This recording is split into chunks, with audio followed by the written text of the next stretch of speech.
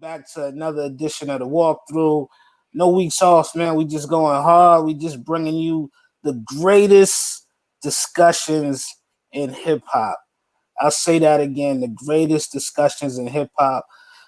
Every week we try to make it monumental for you guys. Today we dedicating to all the producers, all of the DJs out there.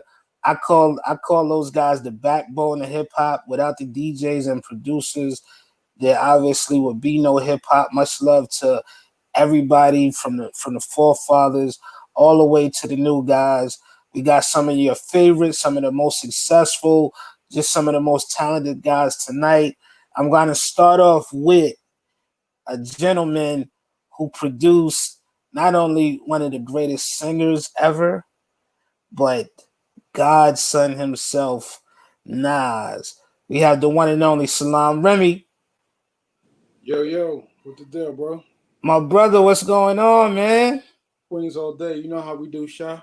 Man, we're going to have some heavy Queens representation tonight. We got a star-studded lineup. Salam, we got Cool and Dre, we got Havoc from Mobb Deep, we got Just Blaze, and we got the Alchemist. We actually adopted the Alchemist into Queens, so no doubt. He definitely represented hard with Mob for years. Yeah, he definitely repping, man. So, Salam, it's great to start off with you, man. Today, I just wanted to just represent for all of the producers, man, all of the DJs as well. I know a lot of the producers and DJs wear the dual hats, and I call it the backbone of hip hop, man. Without you guys, where the hell would we be? For real. Yeah, the music changes everything. Yeah, man. So I was looking on your catalog. I'm very familiar with your catalog, but I was looking up. I saw that you did something for Curtis Blow back in the days. Yeah, actually, what happened was my dad's a producer, so he produced, was the first person to take Dougie Fresh in the studio, made the contest that the Fat Boys won, produced some of their records, and he was doing a record for Curtis Blow. The first one was he was doing a record called McGilla Gorilla, which is something that he was doing, and I helped him out with it. But of course, I was really making my own beats at the time. So he's like, "Nah, it's hip hop like my son does." So he pulled me in on that. But then later on, the one that I was really on was a song called "Back by Popular Demand," which is something that Marley Marl did scratches on and different pieces. I was like, "Nah, get the James Brown loop, Dad. What you talking about?"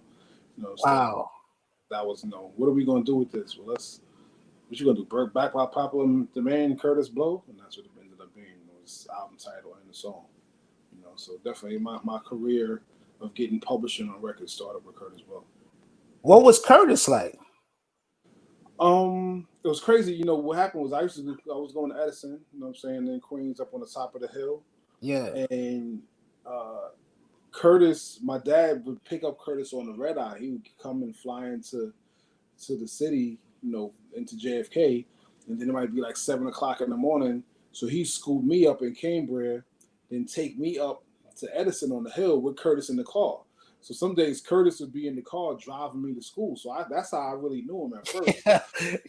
That's crazy. My boy was in the car with me like, "Yo, it's Curtis." Like, he just came, and it was Curtis had the curl at the time, everything. But literally, Curtis dropped me to school some mornings. Up on the hill. That was like part of the routine. And I was still a young dude trying to make my beats, and it's like, look at my son, he got a little beat. You know how people be proud of their kids. Yeah. But I was keeping up. 86, I was cool. I was doing some things with my boys and my man Dever B, and there's certain people who was out there making stuff happen. But then it got better. By the time I was out of high school in 89, I moved in and it was official. Like, I was making radio quality joints from that summer forward. But to deal with Curtis Blow at that time, I was still like, Van's little son. Come on, man. Curtis Blow in 86. That's the Crush Groove era. He was the biggest solo superstar in hip hop coming off Crush Groove. Yeah, he was definitely. I mean, it was something. I mean, my dad worked with a lot of people. He worked with Belafonte and different people. So I grew up knowing stars or having some relationship with them or having an idea what it would be. But once the hip hop kicked in, it was like, no, this is my generation. This is something different to me. But growing up on the north side, you drive by the Ilion or whatever, you see LL's crib. I lived on Springfield and Linden for years. So Mm. at the end of the day, that was right by Jackson. So I'm seeing just on my block, Biz and Salt and Pepper, DMC, everybody hit that McDonald's on Springfield and Linden. I was on Springfield between Linden and 116th. I was in the heart of it. So seeing the artists and knowing that they were one of us was that. And seeing Curtis Blow was like, wow, that's Curtis Blow. But ultimately what happened was, the street music took over. Once Run DMC kicked in, it was something else on top of what Curtis was already doing. And, knowing that was the neighborhood, I knew for my dad and for my neighborhood that hip hop can be your job. You know what I'm saying? I mean, Run DMC was, man, when they came out, I just remember as a kid just being infatuated with those guys, man. Like, I still think Run might be the most arrogant MC ever, and I mean that in a great way, man. I mean that, yeah, like he had to, like I actually to tell you the truth, I won a contest on WBLS to be an extra in the movie Tougher Than Leather. Wow. And I thought I was doing something. I forget how old I was. My mother was 8 months pregnant with my brother Ari. Wow. And she knew how much I love hip hop. Maybe 7 months, 7 to 8 months. Stomach all the way out to here, but she knew how much that I loved hip hop. She got on the train. We got on the train. We went up to Manhattan to the World nightclub. Wow. Okay, I remember downtown. Yeah. And it just looked like Superstar Central. Jam Master Jace was standing on top of the club roof, just looking down at everybody. Right. And everybody was there. Beastie Boys, Run DMC, Slick Rick, Dougie Fresh, and it was a concert scene in the movie where Run DMC debuted Mary Mary for the first time. Is that the same one where Rick did Treat Like a Prostitute too, or is it a different spot? Ah, shoot! I gotta go back and watch it again. Yeah, I gotta go back. Everybody but go watch Tougher Than Leather so we can see Shy. Yo, they definitely not gonna see me. I thought I was gonna get like a role or something. I didn't understand what an extra was, and the extra meant that I was actually one of the thousands of people in the concert scene. But it was an amazing experience, man. Something I never forget, and I actually got an autograph. We walked up to Run DMC. Run wasn't in the car. DMC and Jam Master Jay and Hurricane was in the car. They was in the Benz, and they signed an autograph picture for me. Wow! And it said, "Be cool, stay in school." One of the greatest moments of my life, man. Dope. Greatest moments. And then, go ahead. Now you know what that feeling is. It changes your whole perspective on what can happen. It made me seem like getting in the music industry could be a reality to me. I was like, yo, this is kind of real. This is real, man. And for the people watching this, Salam's career is just remarkable. So much platinum and gold on the wall, but you got hard joints, man. Hard records. We see Just Blaze just checked in. Where you at, Just? We gotta bring in Just, man. We bring in What up, Just? Man. What up? Good deal, yo. Not much. How you doing, OG? Just out here trying to keep up with y'all. Likewise. Yeah, this is hip hop, man. Just you look like just like the hip hop haven right there where you at. Word. Yeah, now this is the new lab in the crib. I used to keep big rooms, like multi-room facilities, 2 or 3 spots, or 2 or 3 spaces in the room. You've been to a couple of the studios. Yeah. And it just when I got tired of that. So when I built the new house, I just built that here. So I'm about self-imposed quarantine. Even before it was cool, I was already quarantining because I got everything I need right here. Right there, man. Yo, I was just about to ask Sanam about his work with Nas, man. Me and Salam actually got a chance to even build a bond. You know, Nas invited me to a few of the studio sessions, man, and Right. you know, just hearing some of these treats that some ain't even come out. Yo, But, it's every time let me cut you off. But yeah, every time I would go to see Nas for whatever reason, and it would be some insanity playing that Salam did that he's writing to, and I'm like, and then it never comes out ever. I remember one time I was in had to be it was in Sony Studios. It was in D. I remember. Yeah. It was at the end of the hallway. Yes, that day. Whatever y'all was doing that day, it's a damn shame that it never came to light. I don't even remember what it sounded like. I just remember leaving the room like, damn, I gotta step my game up. It was one of those records that made you feel like that. You know, the crazy part with Nas is that we would always be recording, you know, since I started working with him. We did some stuff in New York during Stillmatic, but we were always recording either Miami or LA, Atlanta. We did sessions all over the place. But then when it was time to wrap the album up, we go back to New York just to keep that New York energy on. That energy, see how it felt in the town. So he'd be like, yo, get one of my cars out. We're going to ride around the town and just play the music and see how I feel in the car here. So around that time, if we were back in New York, that's exactly what was happening. We would get it back there. It's like, nah, we need that dust back. You know, I always got to think Ashy Knuckles make hip hop. So I don't wear no lotion, no Kerry lotion. We just get in there. And then in my mind, I'm sitting going, dang, what will Command do today? What was such and such do today? So it most likely was something super dusty. It was. To get that energy off. You know what I'm saying? Yeah. I feel like that day, I'm trying to remember which album that was. It might have been like "Don't Hate Me Now." I would say that was around the time when we were doing Hip Hop Is Dead, if I remember correctly. Yeah. Wait, what year was Hip Hop Is Dead?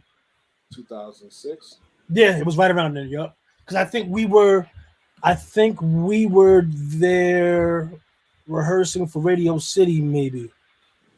Yep. And then Sony Studios closed right after that. Yep. I don't think it was there anymore. So that was like the end. That was the room we did Get Down and a bunch of other records. So I always loved that room at the end of the hallway. Right. Sony Studios was amazing in New York. That was the first time Rodney Jerkins invited me to Michael Jackson's studio. We had to wait till after Michael left, but I was like, cool, I just need to be where did he stand? Just let me stand where Mike was. And I went in the studio and it was teddy bears, a cotton candy machine, popcorn machine. And it was really, this was when Michael was working on that the Butterflies album and all of that, man. And I just was like, Rodney, I don't know how to thank you just to be in the same spot where Mike was doing his magic. Yeah, just soak up some of that energy. Incredible, man. We on Twitch. Twitch, send all of your questions. We got a question from Will Camone right now for Just Blaze. It says, Just Blaze, when can the fans hear the unreleased track with Prodigy? Which one? Which one? There's plenty. He might be talking about the one right before P passed. Me, him, Gunn, and Conway was in the studio, and we put something down. I'm not gonna say it was the last verse that P recorded, but it was definitely one of the last. And I previewed a little bit of it on one of my streams. I'm still trying to find a home for a lot of that stuff. Like, you know, how me and Salam was just talking about, you know, not you could do great records, but they might not fit what you're working on at that time. And I have so many records like that. And during the quarantine, I've actually been rounding a lot of these up so I can try to figure out something cohesive to do with them. You know, as long as I get, you know, artist blessing or the label's blessing or the clearance or whatever. But I want to actually do a compilation of all these records that have never seen the light of day or that have leaked but never really got completed or people never heard the completed version. So I would say sooner than later. By the end of the year, my goal is to have some kind of collection out for sure. Man, I can't wait to hear that. We got a question from Tolan DXX. These are people from all over the world. It says, and both of you can answer this, guys. Is it worth it to spend a ton of time on a few beats or to crank out as many as possible per day? What you think, Jess? It depends on the mood that I'm in that day, to be honest. You know what it is? Sometimes you might go through a phase, or at least what I do is I might try a bunch of different ideas. And if I'm not feeling it within the first couple of minutes, I usually move on. But every once in a while, I find one that I know is special. I just got to figure out how to pull it out of it. If that makes sense. So normally, once I get to that point, that's when I lock in on that, and I might just focus on nothing but that for the whole day. That said, a lot of times the ones in my experience that are really great, records that did really well for me, I didn't really have to spend too much time making them.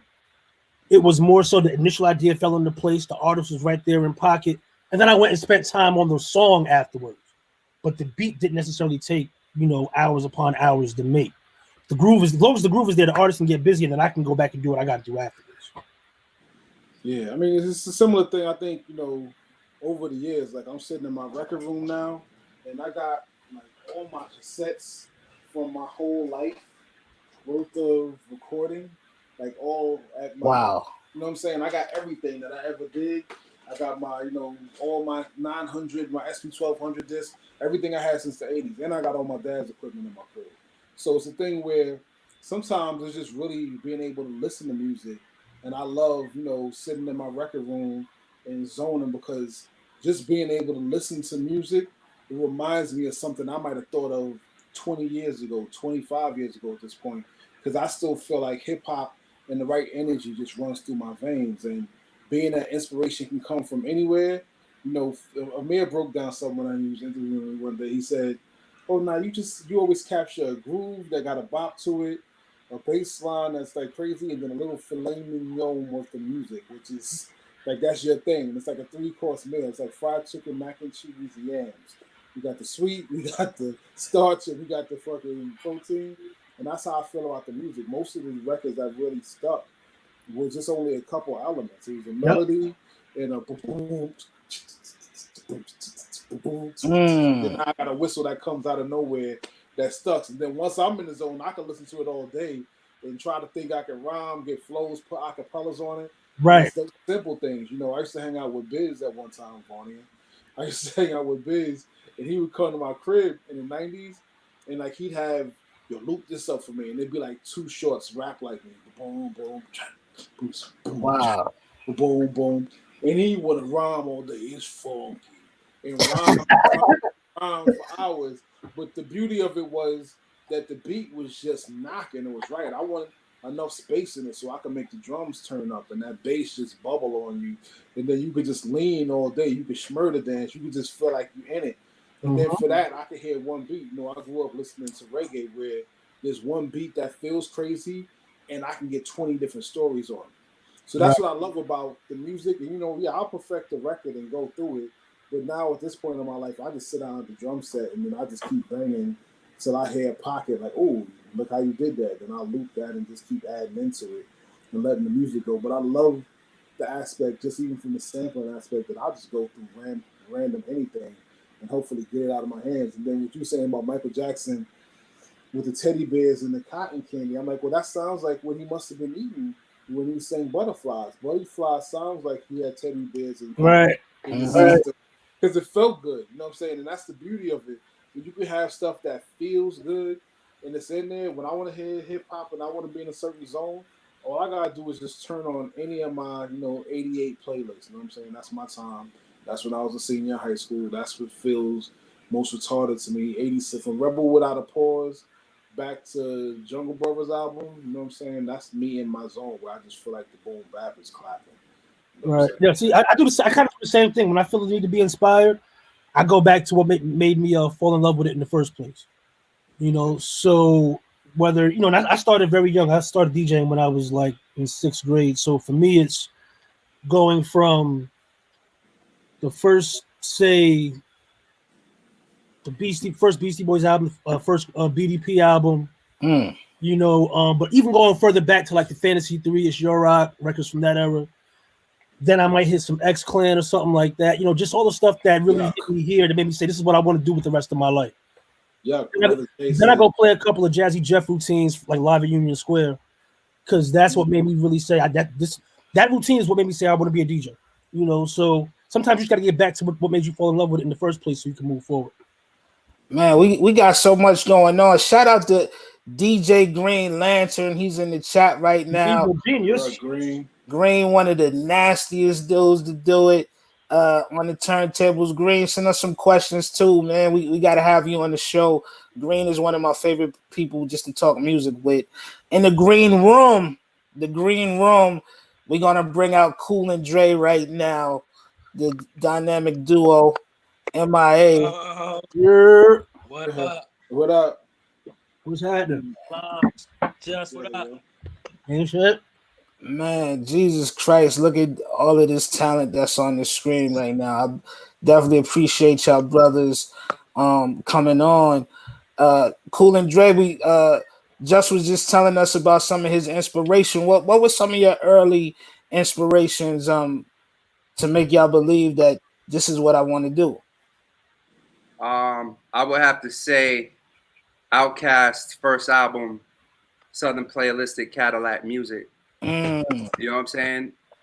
Not saying that was the first album that we loved, you know what I'm saying? But that album, listening to that album, I can remember me and Cool, we had just started like dabbling with the beats, and you know, we was trying to find a way to do everything. We wanted to sample, we wanted live music, we wanted to do it all. And we had bought an ASR 10 keyboard because we knew that RZA made 36 chambers on that, D'Angelo made Brown Sugar on that. So it's like, yo, the ASR 10, you could do everything. You could even record into it and make a whole song. So we was trying to do everything. And then when that Outkast album hit, we just heard everything that we wanted to do. Like, you know, Cool's a DJ, you know what I'm saying? So, you know, we used to be on the underground radio, pirate radio doing that. Cool used to do all the competitions cutting. So we would hear cuts. We were hearing samples. We were hearing live guitars. We was hearing everything we wanted to hear. So I can remember listening to that album saying, nah, yo, we could do this. You know what I'm saying? Definitely. Oh, go ahead, Cool. I'm sorry, brother. Yeah, nah, I mean, you know, Dre hit it right on. I think, you know, that Outkast project and, you know, the whole DJ background, I think always helps. You know what I'm saying? The natural DJ to produce a transition just because, you know, you're exposed to so much music and so much different genres. So, you know, you automatically get inspired from, you know, 70s, 80s, you know, the Curtis Mayfields and, you know what I'm saying, and listening to all the instrumentations and the samples and, you know what I'm saying? So I think, but what kind of, like what Dre said, what kind of put it all in perspective for us and was the way Organized Noise kind of, you know, put together like the live instrumentation with the hip hop elements, you know what I mean? Because it you know, we felt like if a lot of times when you go crazy with the live instrumentation, it could get jazzy real quick. You know what I'm saying? It could get like real smooth, and so they managed to keep it hip hop. So that was, I think, it was a key element to our, you know, that we added to our spices. You know what I'm saying? To be able to still keep it hip hop and add the live instrumentation. You know what I mean? One of the I think it maybe was the last time I was at your studio in Miami. We was having such a great conversation on our favorite Hove albums. Yeah. You know It got real. My man OG Wall was in there. It was. You know, it's crazy because, you know, Reasonable Doubt, Blueprint, Black Album, you know, I think those are like the undisputed classics. A lot of people throw American Gangsta in there as well. But, you know, to me, you know, I was saying, you know, Life at Times Volume 1. I think that's one of his greatest albums ever. And, you know, niggas want to knock it because of the Sunshine record and maybe 2 other joints. But if you really listen to that album, and I'll be honest with you, my fight was, yo, put it up against Volume 2. Like Hard Knock Life. And niggas like, oh, Dre, you crazy. Like, nah. Let's play the first song off of Volume 1 and play the first song off of Volume 2. Which one is winning? And then, you know, as we started going track for track, niggas started saying, oh, hold up. You know what I'm saying? So, you know, that Volume 1, you know, it's everything. It's street. I mean, The Streets Is Watching movie was made off that same album. Like, all they did was take all the hard gutter shit and put it on there. And, you know, I tell the big homie all the time whenever I do get an opportunity to speak to him, I'm like, yo, that was the prophecy. Everything he was saying on that album, it came to pass. You know what I'm saying? So, you know, to me, my favorite's always going to be Volume 1. You know what I'm saying? Because that was the first, you know, I was too young for Reasonable Doubt. And Volume 1 came, I was like, we were still in high school and I was understanding the shit he was saying. But, you know, that's still to this day. And then, of course, you know, the Blueprint is right up there with it because, you know, me and Cool, we was barely out of high school and we was, you know, Joe Crack, you know, we linked up with Joe Crack. He had us come to New York. We was living in New York that year, 2001, working with all the artists he had. And I can remember being in the studio. We was at Quad with Bink, and Bink was just cooking shit up. And the way he was doing shit, me and Cool, we kids, man, we just watching this dude like go crazy with it. And we were sampling too. Like we made a name for ourselves in New York without having no hits. It's just that niggas would say, yo, some niggas from Miami that like sample. Like they, you know, back then niggas didn't look to Miami for hip hop. They just looked at us like, yo, that's 2 Live Crew. All they do is that type of music down there. So, you know, me and Cool was sampling everything. So that Blueprint album played a huge, had a huge effect on me and Cool as well, because we was living in New York, and when that shit dropped, just all the soul samples and, you know, Just Blaze, just the production, the programming was like next level, like, you know what I'm saying? And that shit had a huge impact on us as well, for sure. Amazing, man. Just what does it mean for you to just be a part of such a defining moment? Like when you look at the Blueprint album and hear it, that was a defining moment, not just for Jay-Z, for yourself, Kanye West. Really, it changed the entire game. It did. Wait, so Dre, y'all was living in New York when that came out? Yeah, we was living in New York. We, you know, shout out Steve Rifkin. You know, he had Loud Records at the time, right. So he had us up in a hotel for like 9 months, paying our incidentals, doing everything. Like that's funny. We was living in Miami when it came out. That's crazy. Yeah, how crazy is that? We were doing the album that ended up becoming the State Property album. It was supposed to be a Beans and Bleak album, so we moved everybody out to Miami. And then from that album, it ended up becoming State Property instead. But yeah, we was living down there. We was living at the me and Guru had a crib at the Yacht Club Portofino. Yeah. So it's funny enough, you know, I mean, at this point we had already done. I came in at Volume 3, so we already had, you know, the Dynasty, the Beans album, you know, and a couple other things. I think maybe one Bleak album. So with the Blueprint, we knew it was dope, you know, but we were just doing what we do. And funny enough, speaking of Miami, it was in Miami that I knew that we might have something special, because we was at, was it Level? That was next to Crave, I think, the club. Yeah. I think we were at Level, and I want to say maybe LS1 was DJing. And he played You Don't Know, and the whole crowd knew every word, but the record was like 2 days old. Wow. So to be in Miami, where they had their own scene, they had their own thing going on, like Slip and Slide is popping, they got their whole other scene, and this record that we just put out 2 days ago, and it's not even the single, it's the street record, and LS had to keep bringing it back because the crowd just kept, what was that? 1 million, 2 million, 3 million, 4 the whole thing. And I'm like, yo, we might have something here. You know? It's one thing that I always say is you don't know that you're making history when you're making it. You're doing it and you're putting your best foot forward. It's when you look back and you realize the impact and the impact that it had and the way that it changed the game, and you really realize that you were a part of history. You know, I appreciate it. I wouldn't change that experience for the world, obviously. You know, it goes back to one of the things that I always say in regards to making music. Just make the best music that you can. You know, like, and I see somebody in the chat room ask the question about this, about pressure to make hit records.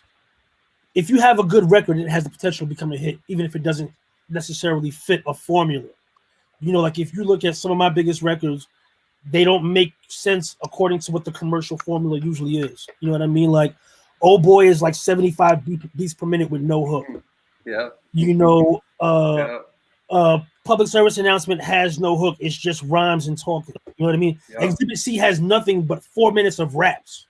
Yeah. You know, just make good music. You know, and you know, get it into the right. The hard part is getting it into the right hands, getting it positioned the right way. You know, that's that. We all know that story. But ultimately, don't worry about chasing the hit. Just make the best music possible, because that's all we did. All these projects that we're talking about, I think all of us could agree we just made the best music that we could. You know, it's funny that you said that, getting the music in the right hands. The first time I met Jay-Z, OG Juan introduced me to him, and we went over to the studio at that time. And me and Cool, we just had New York out there, and like 4 months later after that, Hated to Love It dropped. So we had both those records at the same time going. Right. And you're right, me and Cool have never. These are records that weren't supposed to be hits. Like, you know what I'm saying? Like, you know, Ja Rule is quote unquote finished. Like, right? You know what I'm saying? That record like took off. And Hated to Love It was the album cut. And, you know, they were forced to put that out as a radio. It was undeniable. They had to run with it. Yeah, and it went #1 everywhere. So OG Juan introduces me to Jay-Z, and Jay was like, yo, you know, I understand Hated to Love It, you know what I'm saying? That's 50 Cent, that's the game, that's big. But New York, like, how didn't you come to me with that? Like, you were supposed to hand deliver me that. I know that conversation very well. I said, I just met you. I just told him, like, I'm just meeting you for the first time. He goes, it doesn't matter. You have to find me. You have to come and find a way and deliver that to me. Like, what was you thinking? He's like, don't ever do that again. Make sure you come to me with the heat. When Pump So It Up it's crazy came out, that you said that. When Pump It Up came out, he comes to me, he calls me in the room. He said, yo, Just, like, that Pump It Up record is real dope, but next time you make something like that, I'm in the next room. But then I had to come back and say, yo, but no, I played it for you 4 months ago. He was like, no, you didn't. I said, yes, I did. But you were so caught up doing this Pharrell record with Chris, you were just like, all right, I'll come check it out. And you walked in and you walked out. He was like, man. All right. But yeah, every record has a special story, man. Every hit record got a special story to it. Yep. Like, and what's crazy hold on 1 second, Dre, real quick, not to cut you off. We got another all-star, man. We got a whole team of all-stars tonight. None other than the Alchemist is coming through right now. Boy Alchemist. That boy Alchemist is in here. That boy Alchemist. I told Al, I said, I thought like me or Cool and Dre was gonna have the grisliest beard tonight, but Al is taking the title, man, and it looks like you on mute, Al. You muted. Yeah, take the mute off. You got me? Yeah. I said I can't fuck with Dre and Cool. I'm not on that level. Come on. No, you gotta stop. I'm on the way. You gotta I'm stop. on the way, though. Watch out. Stop. Yo, listen, Alchemist got the beard right now that lets you know if he opens up his laptop, he got so much heaters in that laptop. Either that or I'm going fishing and hunting and doing some shit like that. Nah, you in that lab. You in the lab, bro. You in the lab cooking up crazy for a fact. Yeah, oh my God. Man, this good is to see y'all, man. Good to see y'all, my brothers, man. I miss you guys, man. Likewise. God bless. God bless. Miss you too, my Come brother. outside, Al. We're gonna get some air, right? Come on, it's great to see all the producers showing love to each other. You know, we talked about earlier. Just was talking about the quarantine, and you know that definitely is just played a big part in what's going on in the country right now. Salam, you got the shirt on, Black on Purpose. We love it, and you're about to drop a masterpiece video. Is it tomorrow? Tomorrow, yep. Tomorrow. That kind of talks about what's going on in the country right now. Definitely. I mean, you know, all of us, I think, are familiar with Sid Johnson's song "Is It Because I'm Black?" And Still Johnson has many classic breaks, but it's just one of them joints that also had that loop that we love. And I decided at first, when we were going through different quarantine, I've been making records and quarantine myself. I barely leave my crib. I got another crib next door I live in, so I don't move off of this space for the most part. But I decided that rather than everybody uses their voice to kind of do what they can do, I decided to actually make a project that I'm calling Black on Purpose. That really is just about healing people that's going through it right now. We're dealing with different issues that haven't been brought to the forefront. The pale white elephant is hopping in the room and stepping on everybody's pinky toe. Racism's in my face. I look outside my crib and like, dang, if I walk out here, somebody gonna call the cops on me. It's all in my head. The psychological warfare is getting to me. The COVID's been taking so many of our legends. The week after I lost, the Andrew Harrells and Betty Wright, who's Miami legend, who's helped me out with many things, all the way to Super Bowls, helped me find marching bands and everything else. I was like, you know what? Let me sit down and start putting some music together because that's what's going to last. The music I've made has last decades and decades, and I want this conversation and this statement to last decades and decades. So I was working with CeeLo. We had done a cover of hit Say It Loud on Black and I'm Proud back in February, put it out during Black History Month, which is cool. I think Black History Month was nice this year, but it wasn't what it would be if it happened right now. So by the time it came around, I decided to say, you know what, I'm going to take this version of Is It Because I'm Black and I'm going to send it out to a bunch of artists. And I was able to get CeeLo, Stephen Marley, Anthony Hamilton, Black Thought is singing on it as well, and Selena Johnson, Still Johnson's daughter, all on this version of it. And, just being in the times, we're all quarantined, we're in separate states, we got the record. I've been getting my little video direction on and basically had them all shoot footage and text it to me. So what we were able to come up with is something that's powerful and strong. And this whole album, for me, is just every expression of the Black culture, the New York culture, everything I grew up with, and putting it back in, and everything is going to charity to help all the different causes of injustice at this point. So, it's just something like, if I never make a record again, this is the only record I gotta make. If I ever call somebody, I don't come outside. I don't do a whole lot of interviews and be in people's phone and being like, I gotta get this done. Right now, I'm on your head because I need to get this done and I need to raise awareness. And it's not about me, it's about us. Yep. That's incredible purpose, man, and incredible work. I know it's coming soon, man, and this is such a pivotal time, not just in hip hop, but in the entire world, man. Like right. this is really like do or die. Yeah, I'm inspired by what's going on in the world. I'm inspired by the fact that Is It Because I'm Black is 51 years old, and the lyrics, still send me a bone chill as if it just happened yesterday. You know what I'm saying? We're still in a space where these things mean something, and once again, if you're as an artist, you're not with the people, then who are you with? You know what I'm saying? And this is really about me saying I'm a lyrical, push person. When me and Nas worked on the Nigga album back in the days, or Bridging the Gap, or different. I know I can. You know what I'm saying? They've been saying I know I can in protest, but Yeah. I didn't make I know I can to be like I'm platinum, and I made I know I can. No, I knew that might be something that kids might turn around and be singing at graduations going forward. That's the hip hop version of young kids graduating and moving forward. So I looked at it like right now, this is the same energy. You know what I'm saying? Let's do something that's going to actually last and mean something and kind of stand up.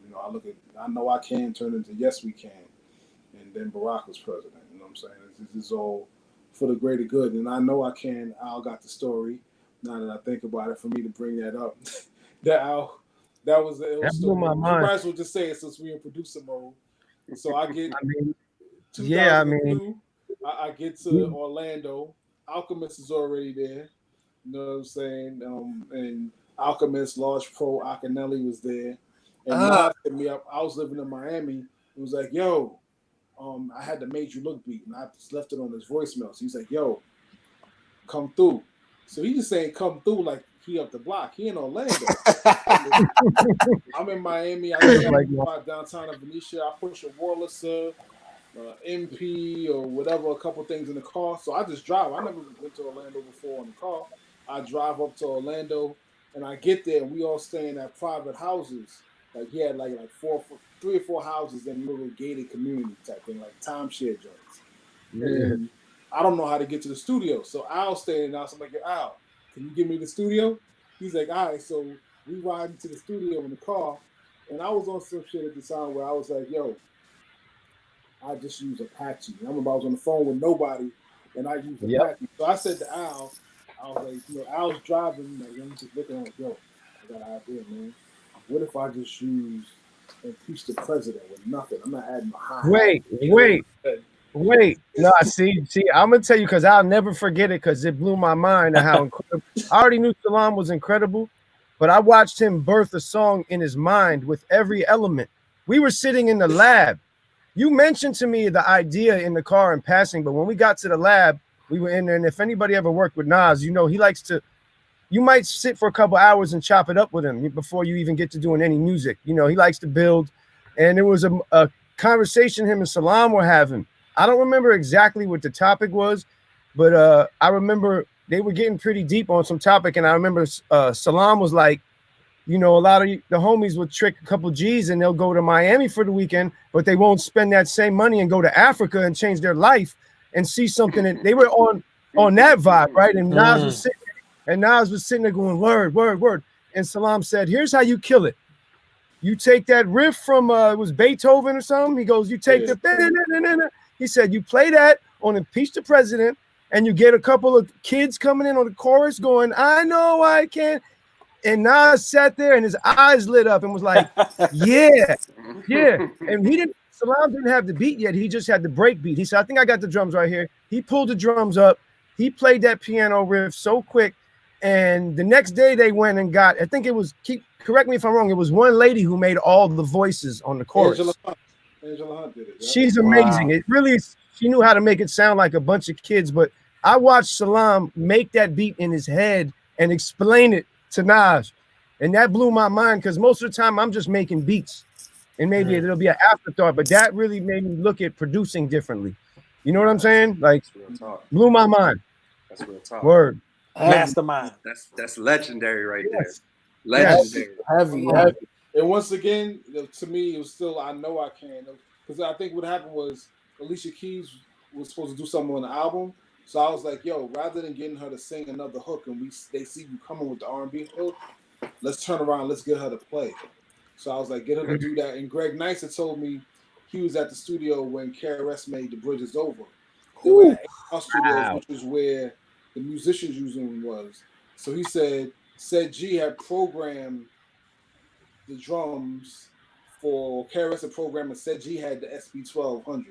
So then they were about KRS was going to play the Supercat bass line on the Juno from Saboops there.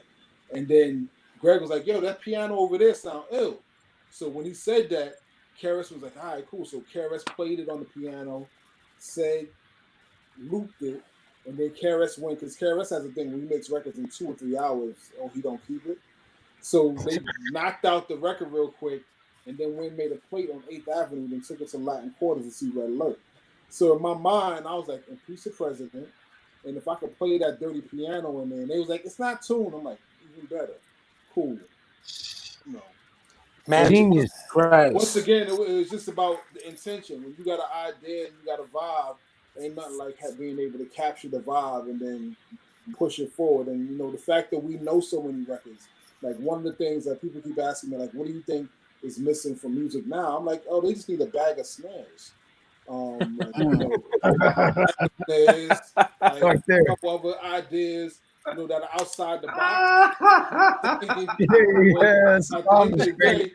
If we had more music that sounded different, like I came up on a day where everybody got the same breakbeat that Breakbeat Lenny dropped on a Tuesday, but what Ultra did with it was different than what Bomb Squad did with it, was different than Marley did with it, was different what Howie T did with it, was different what Herbie and them did with it. Everybody took it to another place, and you might recognize part of the sample, but they were going to capture it and do something different. Then when Dre got his hand on the same thing, or Luke and them would speed it up and put that, like everybody, Shadi had a different approach on it. We were able to approach it from different ways, and that's what I love. If we all said that everybody that's on the air right now had the same break, and we all took it from different. We're gonna approach it different ways, and that's the beauty of hip hop. So we got different stories, different vocals, different samplers, different approaches. The sonics end up different, and that's what I love about music. Like, you know, just trying to find a different sonic patch. The reason why we sample is because it sonically sounds like, you know. That's why I didn't want to add nothing to Impeach the President. I'm gonna just EQ it till I'm blue. I didn't add no 808 to Apache for Made You Look. I just EQ'd it till I was purple. And I remember I went to CompUSA on that same trip and bought a laptop and then just sat in a little closet at that studio and just kept editing it till it felt like that energy. You know what I'm saying? But there was a little bass note and Made You Look. Doom, doom, doom, doom, doom, doom. Yeah. You played that. That's it's not, but that's the sample. It's the hit. You filtered it. I just took it and filtered it and then played it on the back. But that little detail made it special. That was that resolve. The producer, the producer, but that's not for me. That's all I'm missing now. I just feel like, boom, if we hear a record and this sounds actually different, like I told somebody a little earlier, I was like, yo, Meek is a hype rapper, but realize his signature record is piano. So at the end of the day, all you need is a difference in now getting your story across, and then we get back into what we know. Just switch it up for 4 bars. Right? Half the cast that's making trap records are really, you know, they potentially Timberland. You know what I'm saying? You could bank high bounce to that shit too. So we're gonna have fun with it. Twitch, everybody on Twitch, I want y'all to tell us some of your favorite beats, man. Just some of your favorite beats of all time. Let us know. Just, I gotta ask you, how does it feel? The J Electronica finally dropped a full-length project. I'm happy for him. It's about time. It only took 10 years to get it out, but it's finally here. I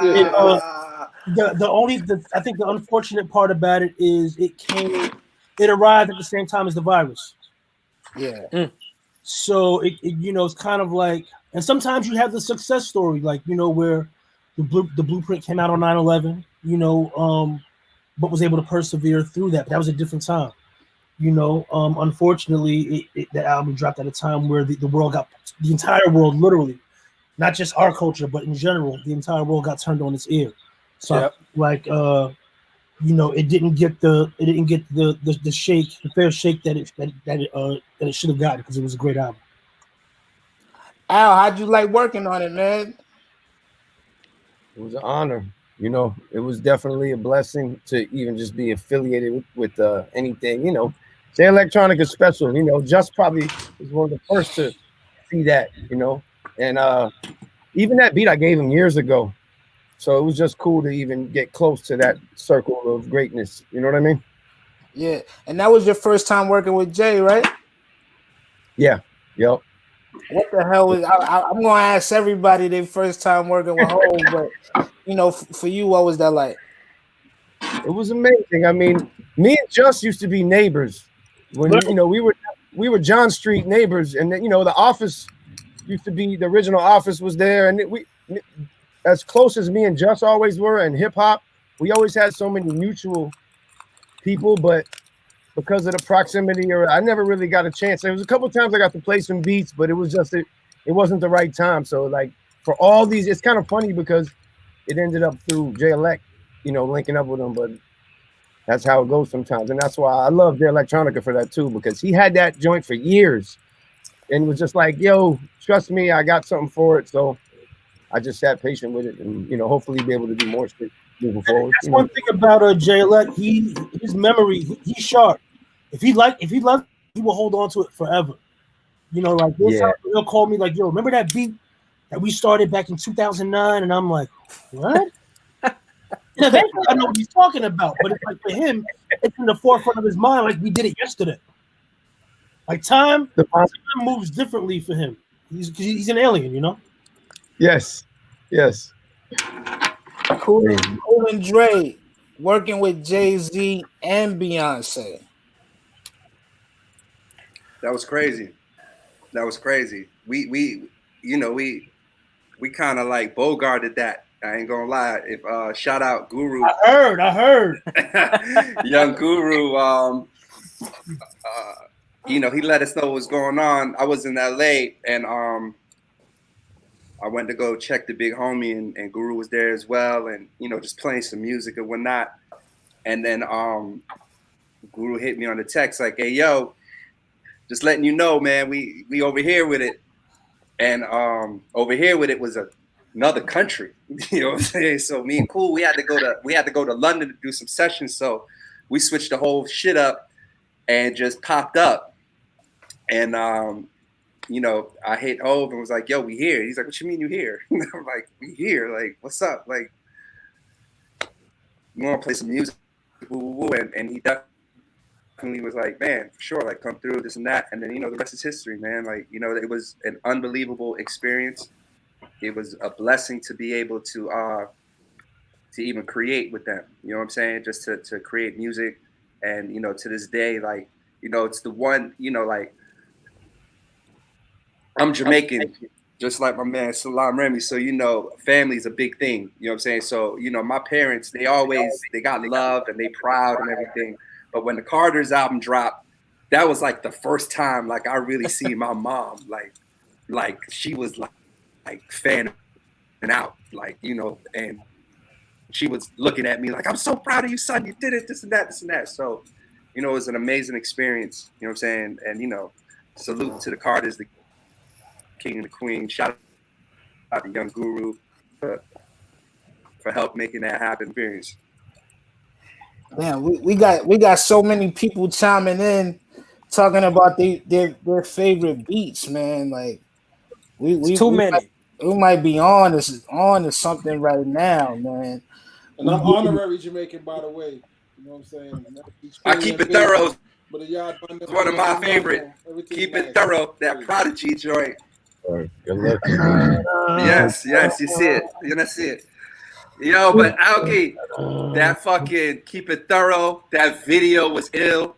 I think he had BG in the video, right? I think somebody because he did New Orleans was in that video. Doors after that. But I'll never forget when that motherfucking. That's right. He did Young Black Doors. That was a great time, man. Yeah. That was my first years in New York and just getting in the mix and like just being fresh on the scene. And those were all like my first, like, yo, you got a single on Prodigy's album. You know what I mean? That was a big deal for me. I remember that day. Actually, me and Havoc were on the way to the video and we saw Ice-T at the car wash on 40, whatever it is, 40 something on the west side. And I said, yo, we're going to Prodigy's video. He rode with us. So if you look in the video, you see Ice-T. Crazy. He was just on the couple, saw us at the car wash. He was like, "I'm coming with y'all." Came with us to Queensbridge. So yeah, man, that was a good time. That beat, man, that shit felt like I'll never forget it. With that piano and then the fucking. I know Solano. I was like, woo! But that shit dropped. Was I saying? I know Solano. I know you know the drums, Salam. I never actually thought about the drums from Keep It Thorough. Well, I know Just knows. He's a library. I mix it with the original and the library record on Twitch all the time. What is it? You want me to say it? Let him know. Oh yes, MC Light. It's true. He in love with a guy named Sam. Just like that. Just like that. I chopped him. Wow. Yeah, I chopped him. Wasn't the story was that you was at your parents' house and you didn't have no records? Yeah, I was in LA. I went home for a little bit to LA and I was at my old crib where my parents were at and I had a couple records there. All I had was like some hip hop records, some Sound Library joints. Because that joint, the sample was off of Sound Library. Sound Library. Yeah. And I just mixed what I had. I had the ASR over there and I made it work. Wow. So they say limitation breeds creativity. Breeds creativity. SP 1200, 3 seconds, right? 4. Jesus. Think about what Easy Mo B was doing with that thing, man. Oh my God. Yo, I've seen him. Salam, you probably seen this when he brings out the SP and plays Flavor in your ear off the disc. Oh yeah. Oh yeah, I seen that. That's crazy. I seen it like my own eyes in front of me. Like I was standing next to him and watching him load it, and I was like, yo, can I just touch the pad? with the horn stab, so crazy. Like to me, so crazy the way he was working back then. Like I got a chance to see him in Unique Studios. He had that room that he always used to work in, Unique, and he would slow down them records and like have whole musical conversations on the 1200.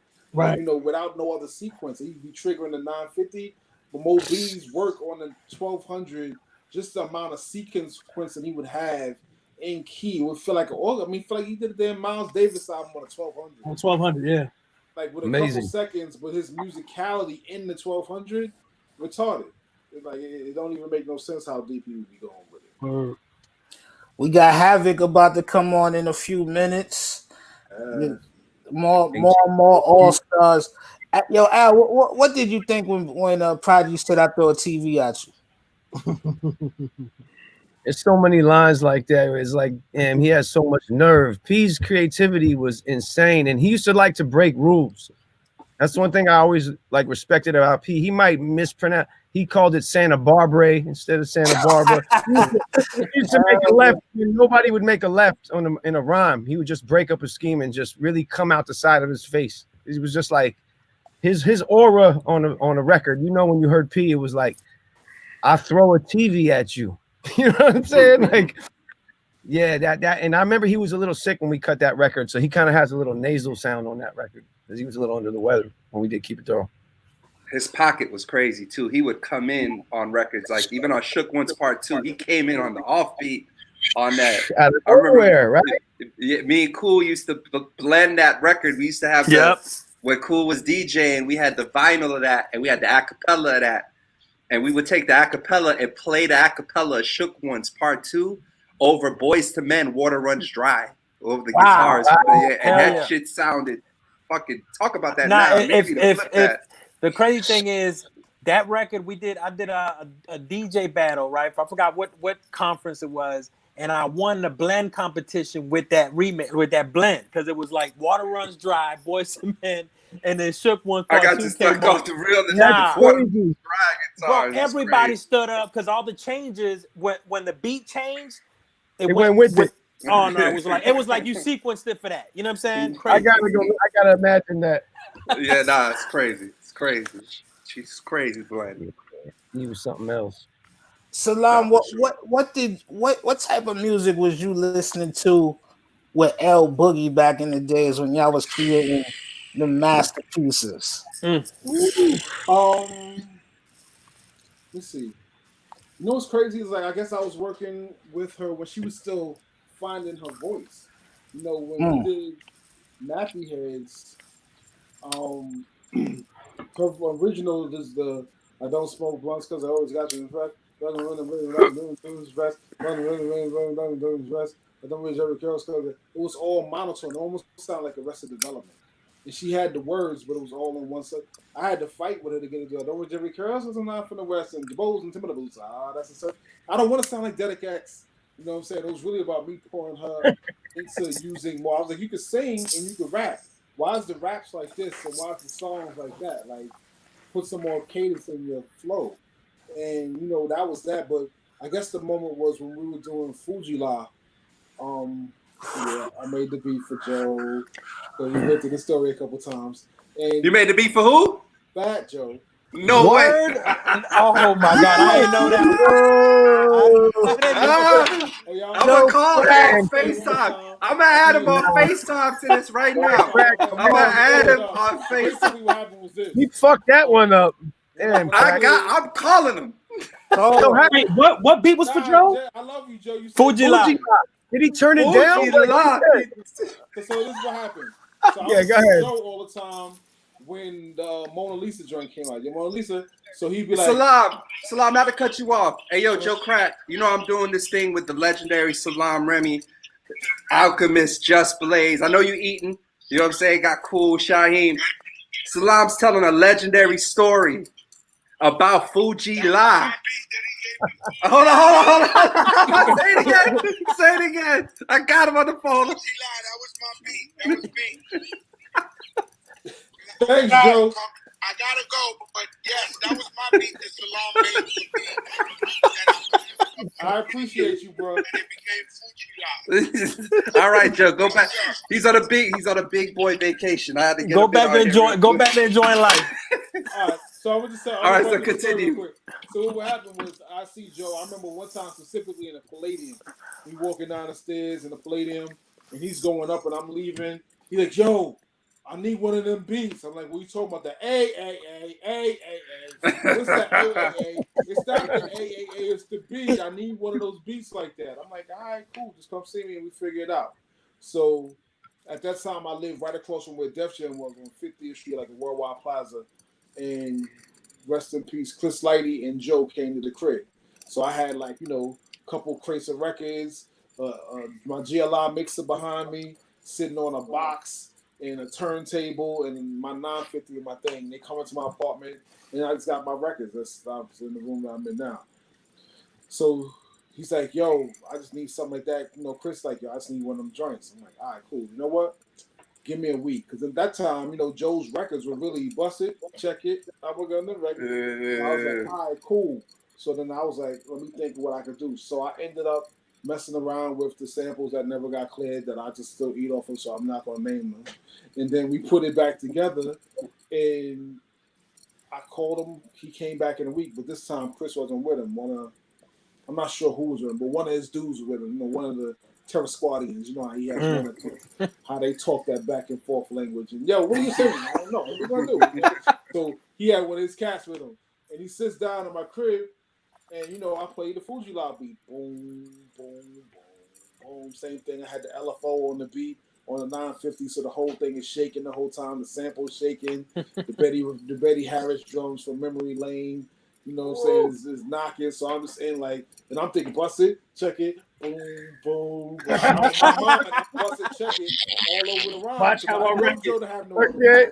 So I used the Test one it out. Joe flow for the beat. So I made it, and he's like, he listens for me. He's like, "I don't know, it's different. It's either fat or not fat." He said, "It's either fat or not fat at all." And I heard you charge a lot of money. This guy living here, and he just left. So I was like, "All right, cool." So now I have the beat. I made that, and then also the joint that became Greg Nice's "Set It." The "Let's Take It Back to the Old School." So I made those two beats the same week. So then Lauren and Wyclef came by my crib, and I was like, "Yo, what about this beat?" So Lauren says, "That sounds like what we did already. It's kind of tribe-ish, and we did that already." And then the next beat comes on. She's like, "What's that?" I was like, "Oh, that's that Fat Joe beat." Sold. Like, "That's crazy. That's what we need. We need to make music like that. That's different." Wow. What the hell is it? All right, cool. So then now we doing a record for Clockers. I did a few songs on Spike Lee's Clockers soundtrack, and we did a song. We actually recorded a song that never came out called Project Heads, with the Fugees for Clockers. Where it's like, hey, we actually use pinches. Hey, on the Clockers on the ghetto, the Bandolero joint. That's what Wyclef was singing on there. So we turn around, and Lauren says, "Yo, play the Fat Joe beat." I play the Fat Joe beat in the session, and Clef jumps up and screams, "We used to be number 10." Had this Wow. So he Wow. had Clef always got 3 freestyles, but in the room he jumps up and spits the Fuji Live verse. Wow. And he's like, "Uh-oh, we might have something." So I'm at the studio, so we just recorded Fuji Live on my own time. So now we're trying to figure out a hook. And what I got them used to is just go in the booth, do what you're gonna do, and then I'm gonna tell you what part of it feels like the cadence is right or whatever it was. And Lauren went in and she's saying, "I never dreamed you'd be in summer. If you don't want the game of love, will we?" Like singing Michael Jackson hook. Lauren's like a jukebox. Like she knows the lyrics and the melodies and mad stuff. So you could play a beat and she'll go through all these different songs. And then when she hit that ooh la la la, I was like, that's it. But That's the one. Bell's record and this and that. And I was like, "Yo, you know what?" I was like, "Yo, call him now." Matter of fact, I'll call him. "Hey, Mom, Lauren got to change that. So we're going to change your record." All right, cool. That's the hook. Boom. Once we got the hook, that was it. And then she did a verse over and over for like a whole week till she was happy with it. I don't think she was ever happy with it, but we got it done. And, that was the first record that was done. And, just on producer terms, basically Sonnenberg came to me and said, "Look, you can produce the whole album on the Fugees, but you can only be a 25% writer because they have 3 of them and they need to keep the rest of the publisher on the album." So I thought about it and I was like, "Yo, you know what? Let me hear what ideas y'all got." And Clef came through and played me the one mic, no, not the one mic, the How Many Mics beat, the Ready or Not beat, and a couple other things. And at that time, Tip had just mixed the Mobb Deep album. So I was saying, you know what? why am I worrying about doing this? Y'all do the album, come through and let me hear whatever it is. I'll help you with whatever piece is. And rather than me limiting myself for being a 25% writer on the whole album, y'all just get ahead and do what you're doing. And then if y'all need anything, just call me. And, you know, I'm here with y'all, but just go ahead and do your own thing because I feel like y'all already got a flow going. And Forte did the Cowboys beat, etc. And, you know, that was basically the score came after Fujila, based around Fujila. And I was able to let them go ahead and do their thing and still kind of be there. So then one day Pras calls me because now I had 2 songs on the album and I'd already hit their budget twice. So Pras calls me and is like, yo, what's up, man? What's up? You know that song, Get On This Song? Yo, if you was going to do that, how would you do it?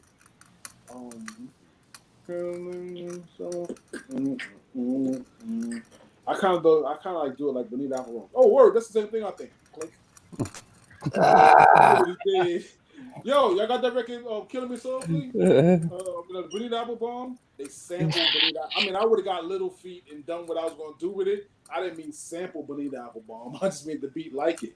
They sampled Benita Applebum with everything else that they could. And then the bass line on Killing Me Softly is pretty much Nappy Heads. It's the same thing. They just played the chords with boom, boom, boom, boom, boom, you know, which that whole flow. But it was a beautiful thing just as far as me understanding the same beat that would have been on Jealous One's Envy was now on the score 3 times with that A-side protection. Yeah. So I'm still living, you know. Yeah. Hell yeah. That album. Taken. And if Joe would have took that beat, I never would have bought all. Nah. That album was so important to Miami at that time. In Miami, there's a huge Haitian community in Miami. At that time, though, you know what I'm saying?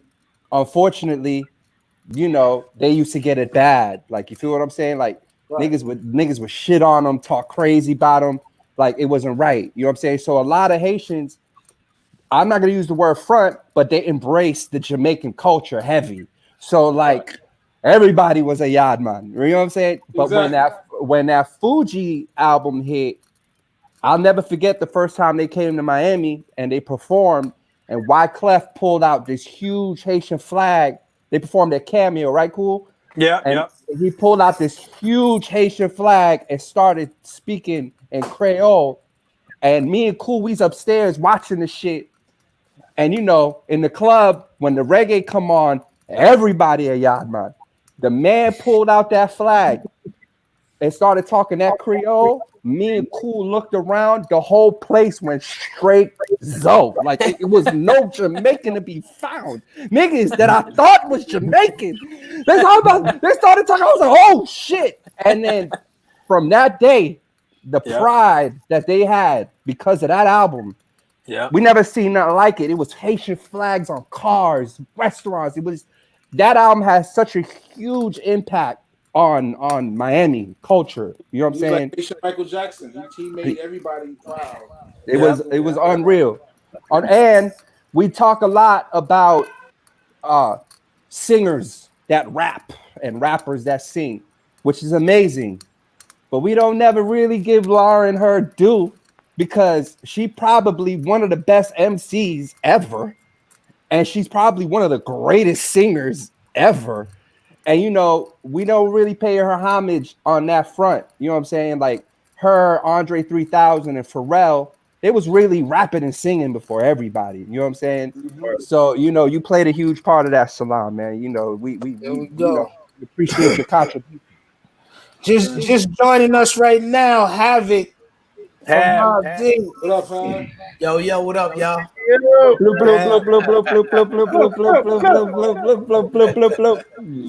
Thank you. Havoc. I gotta ask the panel, man, the brothers, what the hell did y'all think when y'all heard that Shook Ones Part 2 beat? One of the greatest contributions of all time. It was like, oh shit. That's all I could think. It was oh shit. What the fuck just happened? The samples, the piano samples, that whole album was crazy. But one thing you knew about Havoc was his snare. His snare. You knew a Havoc beat with that back. That fucking snare was like a fucking wood knock, like slamming at your door, bro. Like pack. Definitely had a bag of snares with him. Yeah, serious one. Serious one. You know, shit I stole from Q-Tip. The bot will be totally different. Yo, if we just erase the 808 snares, there's a lot of beats that's just gonna go like this. You know what I'm saying? So we need them Havoc snares, them knocking and slapping all upside your head. Nah, Havoc would start some of his beats out. Those records started with the snare by itself. Back, giving away too much. Back. But from being around Hav, his bass lines, because a lot of times I remember watching Hav put a bass note on 16 on the MP. Just take one note, but like you know, the bass line in Strip Ones, but also the bass line in Burn and the beat. And, you know, the Burn beat. I remember when Havoc made that. That was just a little guitar stab. I ain't gonna say what it is, but he put that bitch on 16 and made it a guitar. He turned the MPC into a guitar. I couldn't believe that shit. He made it sound exactly the same. Hav still got exactly. He's like, I ain't got to beat no more, but I'm gonna just do this right here. Made it again. Oh yeah, when we did the Henny shit. Because I remember the pattern that I did it when I had that shit. But that was the time when remember those two-way pager beats. That was like that era. I used to make most of them. Right. That's where I got the fucking idea from. I was like, oh, let me fuck around like that. Shit. Man, we get so many comments when I ask the people what some of their favorite beats. Prime Groove Rider says, "Just Blaze, I really mean it. It's the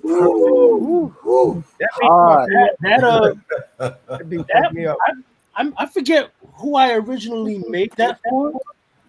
I think it might have been Freeway, and then that song didn't happen, and then it became a Jewel's record. And Jewel's had a verse, and then Jim did a second verse, and then the next day after they started recording the demo is when the things with Cam and Nas kicked off. I don't even remember what started it, but all of a sudden there was issues between Cam and Nas. So Cam came to the studio the next day like, "Yo, that song y'all was doing yesterday, that shit is dead." Jumped on the beat, and did like how Cam used to do back then. He would jump on the beat, do the record, and take it right to Hot 97, or take it wherever he had to take it to. And that didn't bother me because the way my deal was structured with them, I got paid up front for anything that I did already. So all I had to do was sit there and make beats because the check has already been cut. So y'all go ahead, take it, do what you got to do with it. So, wait, was he beefing with Flex on that too? Yup. That's what happened. Remember, because the Summer Jam shit happened, right, and he went up to 105.1, and right. That's right. I think he took it to Power. I think is what it was. I think he took it up to Power right after he did it. But yeah, to be honest, it just happened real fast. It was one of those things where the beat sat forever, and then all of a sudden everybody wanted it at once. And that's how it was. That's how it was a lot at Rockefeller, because you figure it was one producer and like 10 artists. Because Ye would only show up occasionally. You know, I was the one that lived there. So it was, for me, it was the constant tug of war. And as soon as one person wanted to beat, everybody wanted it. But the one thing that I always say is, you know, as many iterations of that song as there were, I feel like beats or just good songs in general find their way to where they're supposed to be. Yeah, how many of us had the story where we made a beat with somebody in mind, they rejected it, and then what Salam just told them, you know, like it goes on to become a huge smash hit record. You know what I mean? Yeah, I can't imagine nobody other than Jada and Styles on that we gonna make it. Oh man. When I tell you, I can tell you there were a couple, you know, who was supposed to. I tracked it for Nas. I tracked it, French tape and everything, and I remember I tracked it, and I left. Is when he was doing the QB's Finest album, and he was fucking with the beat, and then I forgot what happened. It just never happened. But wait, was this when he was in Soundtrack? Yep, in Soundtrack. I heard him playing it in there. I remember that. He had it, and I think I came back, and they were like, it's gonna be for someone else. And I'm like, I always love that beat. Like, you know how as a producer, sometimes you have a certain beat that you love. You're like, damn, you might hold out. Yeah. Well, you sometimes that was one I was like, damn, I want this one to get the right home. You know what I mean? But I think what ended up I remember when they recorded that, because I had to go do a session with Mobb Deep. I went up to Yonkers to go see them, and then Jonathan Lighty came to pick me up to go work with Hav and Pete. And right as we were leaving, Jada went in the booth and laid the first line. My crew comes in, and everybody in the room was like, "Oh my God, oh!" I had to leave. I was leaving out the door. I got to hear it. I was like, "Oh, this is gonna be crazy." And a lot of people forget that both of them are on. That's Jada and Styles. Really, both of them going back and forth. You know what I mean? So yeah, that was amazing. Yo, just how did you wind up producing for Kendrick and Dr. Dre? You know, that was the first time Kendrick ever met Dre. Was that right? Yeah. Wow. Long story short, so you know, Detox as we know it, meaning like the people that have collectively worked with Dre over the years. There was like, I want to say, if you had to narrow it down, there were 3 different versions of the album, right? So the third iteration was what year was Good Kid, Mad City? 2010. Yeah, it just celebrated the 5th anniversary. 5th anniversary? Nah. Of the first album? Yeah, that Good Kid, Mad City was like 2012. 12, yeah, 2012, yeah. 2013. So, right, so around 2000, I guess 9.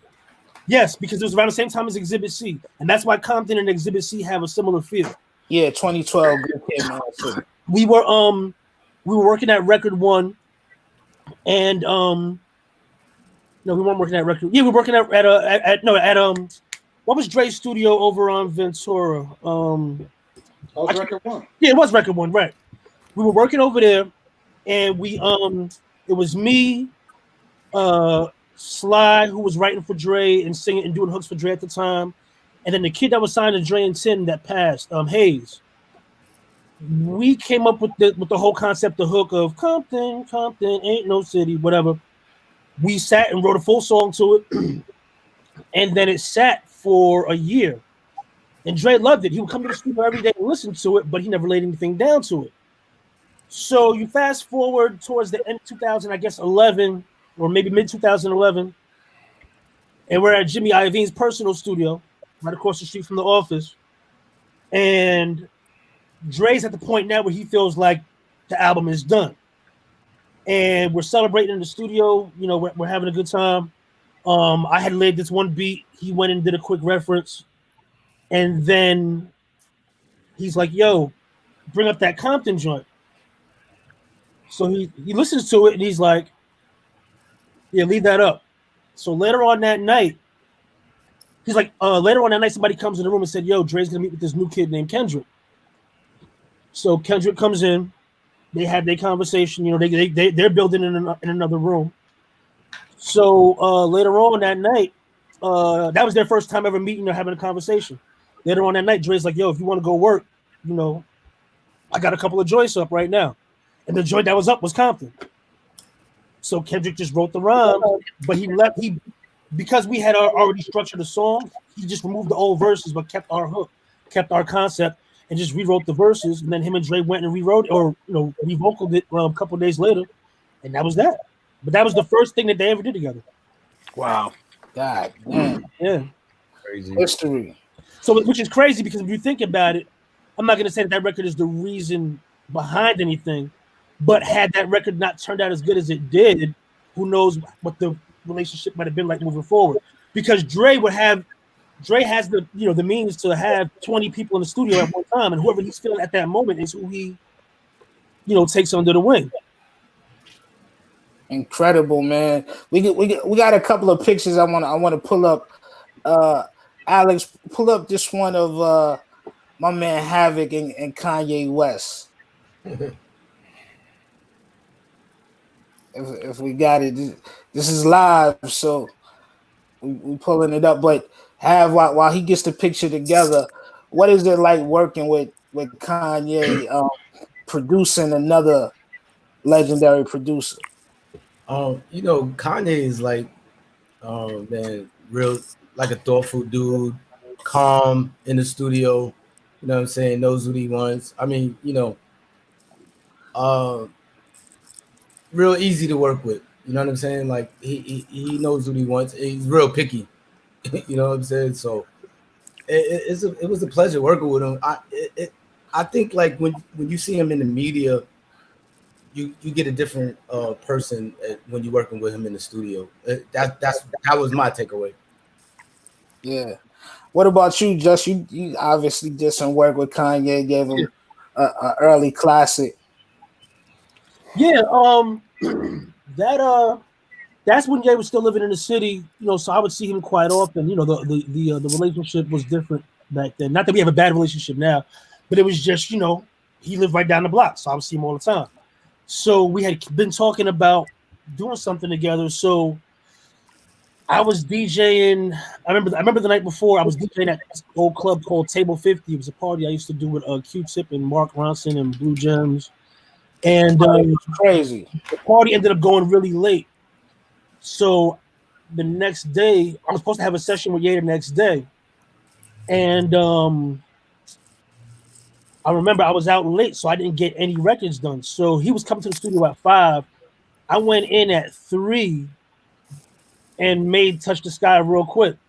So when he walked in, I played it for him. He's like, "What else you got?" And I was like, you know what I'm saying? So then I remembered I had 2 other ones that I wanted to play them. But the thing is, every once in a while you lock in, you know that record is the one. You know, we all know when we get that vibe. And I kind of knew like I didn't really need to play him anything else. And sure enough, you know, the record became what it was. But the funny thing about it, what was I gonna say? On some nerd shit, people always ask me, you know, because this was before time stretching was readily available in every beat machine. And the thing that used to trip people out was how I got the Curtis Mayfield record to play that slow, but so clear. And I'm trying to think what machine I used on that. The Roland VP 9000 was like, it was basically Ableton before we had Ableton. You could just throw a sample in there and in real time, just speed it up, slow it down, pitch it up, pitch it down, and keep it going all in real time. And that machine was my secret weapon on a lot of records because it was a very slept-on machine. It was way ahead of its time. But yeah, that record was super easy. No real drama. You know, another interesting fact about that record, that's the 2-track. Everything that you hear on that record is a 2-track mix. There's no multi-track mix for the vocals or anything. It's all just he laid his verse, Lupe laid his verse. So if you look at the session, it's my beat, Lupe verse, Kanye verse, done. We tried mixing the record, and sometimes, you know, when you're mixing, you're breaking a record apart and putting it back together. And sometimes you lose that cohesion and that energy that was there when you first made it. And really, when you think about it, unless your mix is absolutely terrible, there's no need to take your record apart and put it back together. It was fine the first time. Yep. So we mixed it, and then we all. And I sent you the mix, and he was like, "I don't like this." I'm like, "What do you mean you don't like it?" He's like, "Go back and listen to the original." And I went back and listened, and I was like, "Yo, you're right. Yeah, nah, master the 2-track, and that was it." Mm-hmm. Yep, that's the way. That's the way. Mm-hmm. I want to say one thing to Cool and Dre though. People talk about their favorite beats. This record that y'all did for Beans. What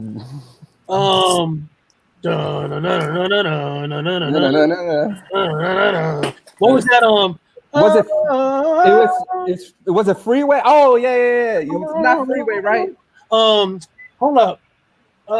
Cool and Jay, bring the horns out. Money. Oh, Yeah. No. Yeah, I remember that.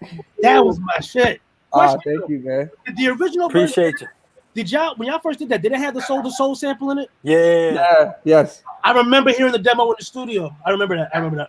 Yeah. They wouldn't clear it. My man went into a religious vibe and he wouldn't clear it. No, wild. I had just used the same sample for Saigon. So when I heard y'all version, I was like, fuck. Because I know Beans was coming out before Sai, but when I heard y'all version, I was like, wait a minute, isn't this the record that had the Soul chop on it? So they wouldn't clear it for you? Nah. It's crazy. You know, one thing I want to say is me and Cool, we came up listening to everybody that's on here.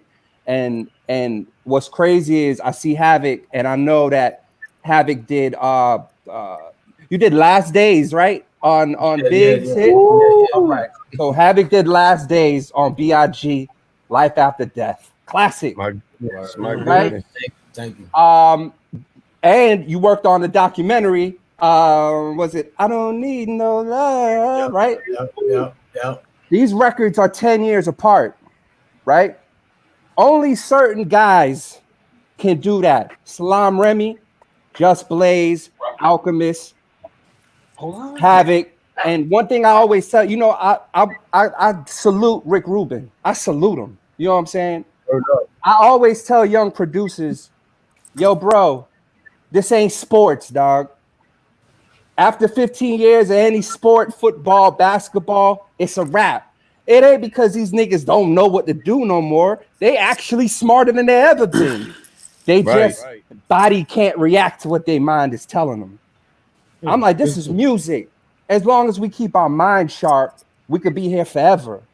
You know what I'm saying? And I'm looking at a room of brothers right now that we could be here forever doing this shit. Straight up. Because the catalog, whether it's Just, whether it's Salam, whether it's Havoc, whether it's Alchemist, that shit spanned 10, 15, 20 years and not regular shit. You know, we talking about Fugees, Nas with Salam Remy. You know what I'm saying? We talk about Blueprint, all that Rockefeller shit. We talk about Havoc. The Mobb Deep catalog by itself is enough. But you stepped out of that zone and gave classics to everyone else. Same with Alchemist. And it's like, we could do this shit forever, bro. You know what I'm saying? The one thing me and Cool learned, because I know there's a lot of young producers on here, and we learned this the hard way. Not the hard way, but an engineer put us up on game. We was using the Insonic ASR 10.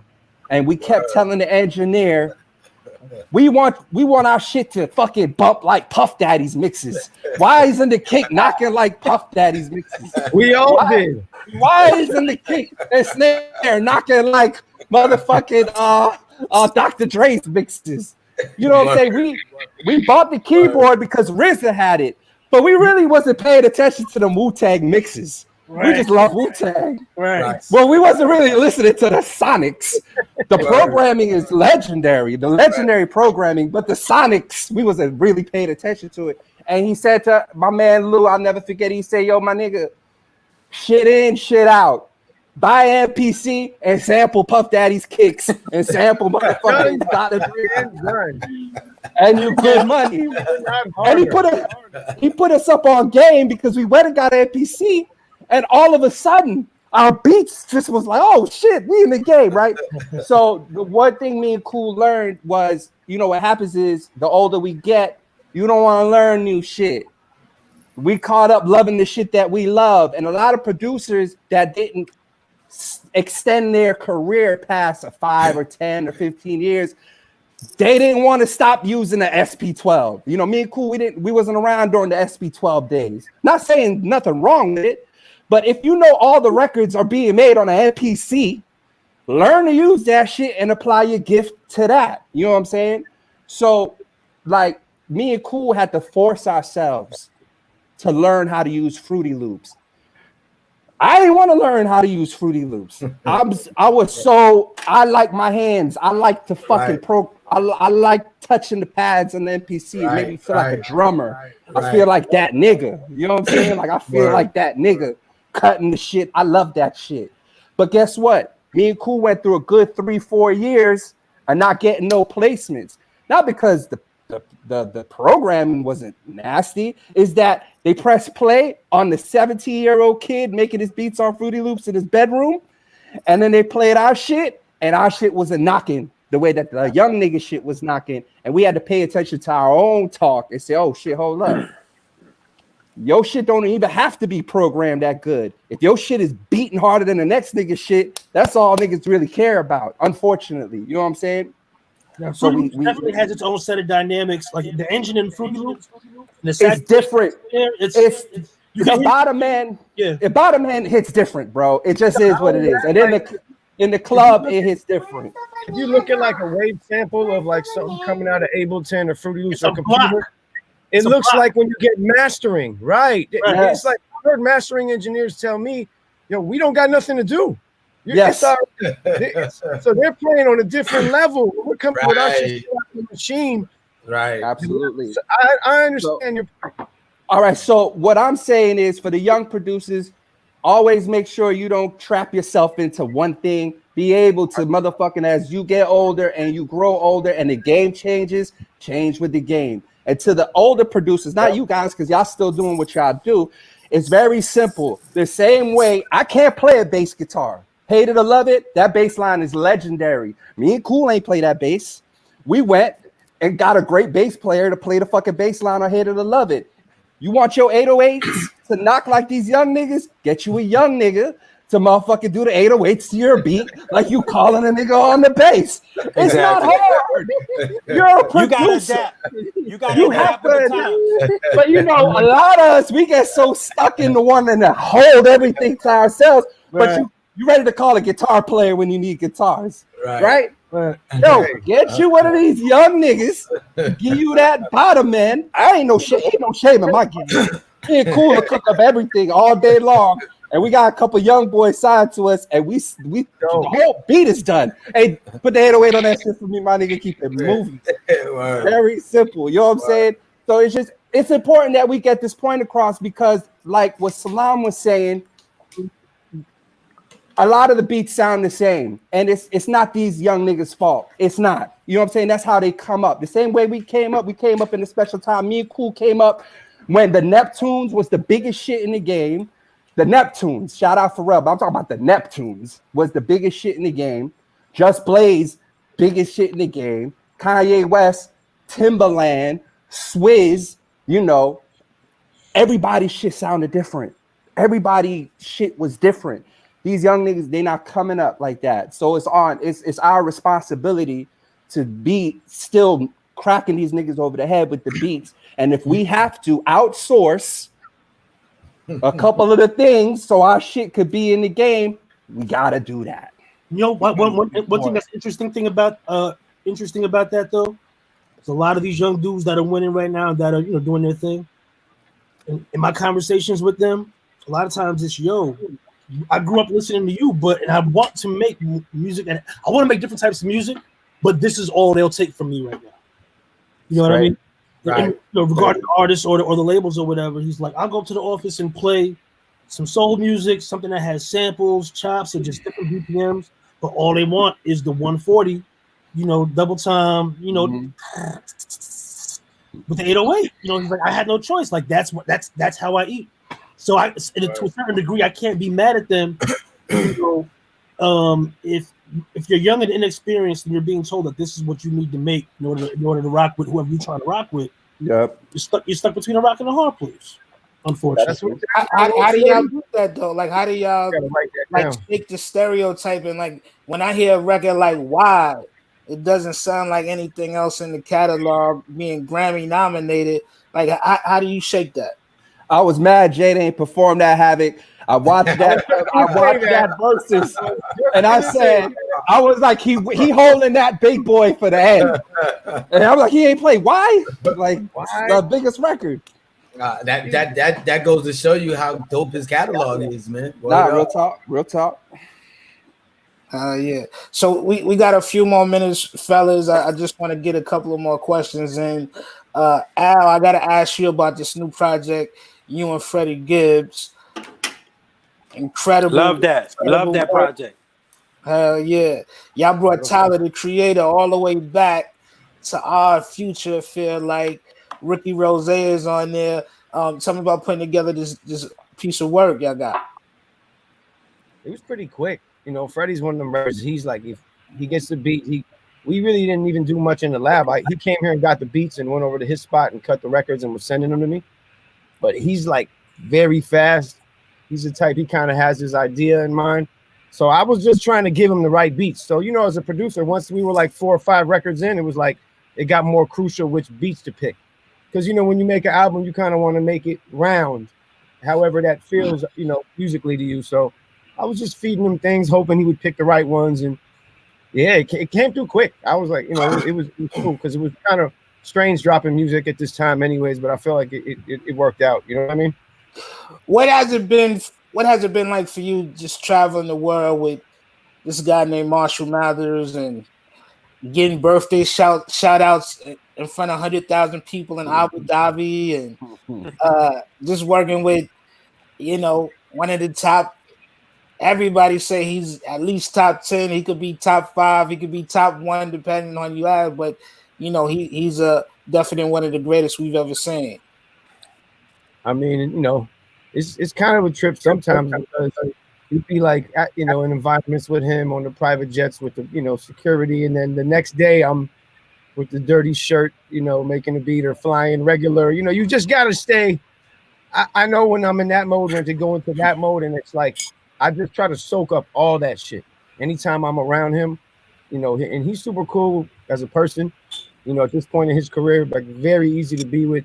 So I just try to soak it up.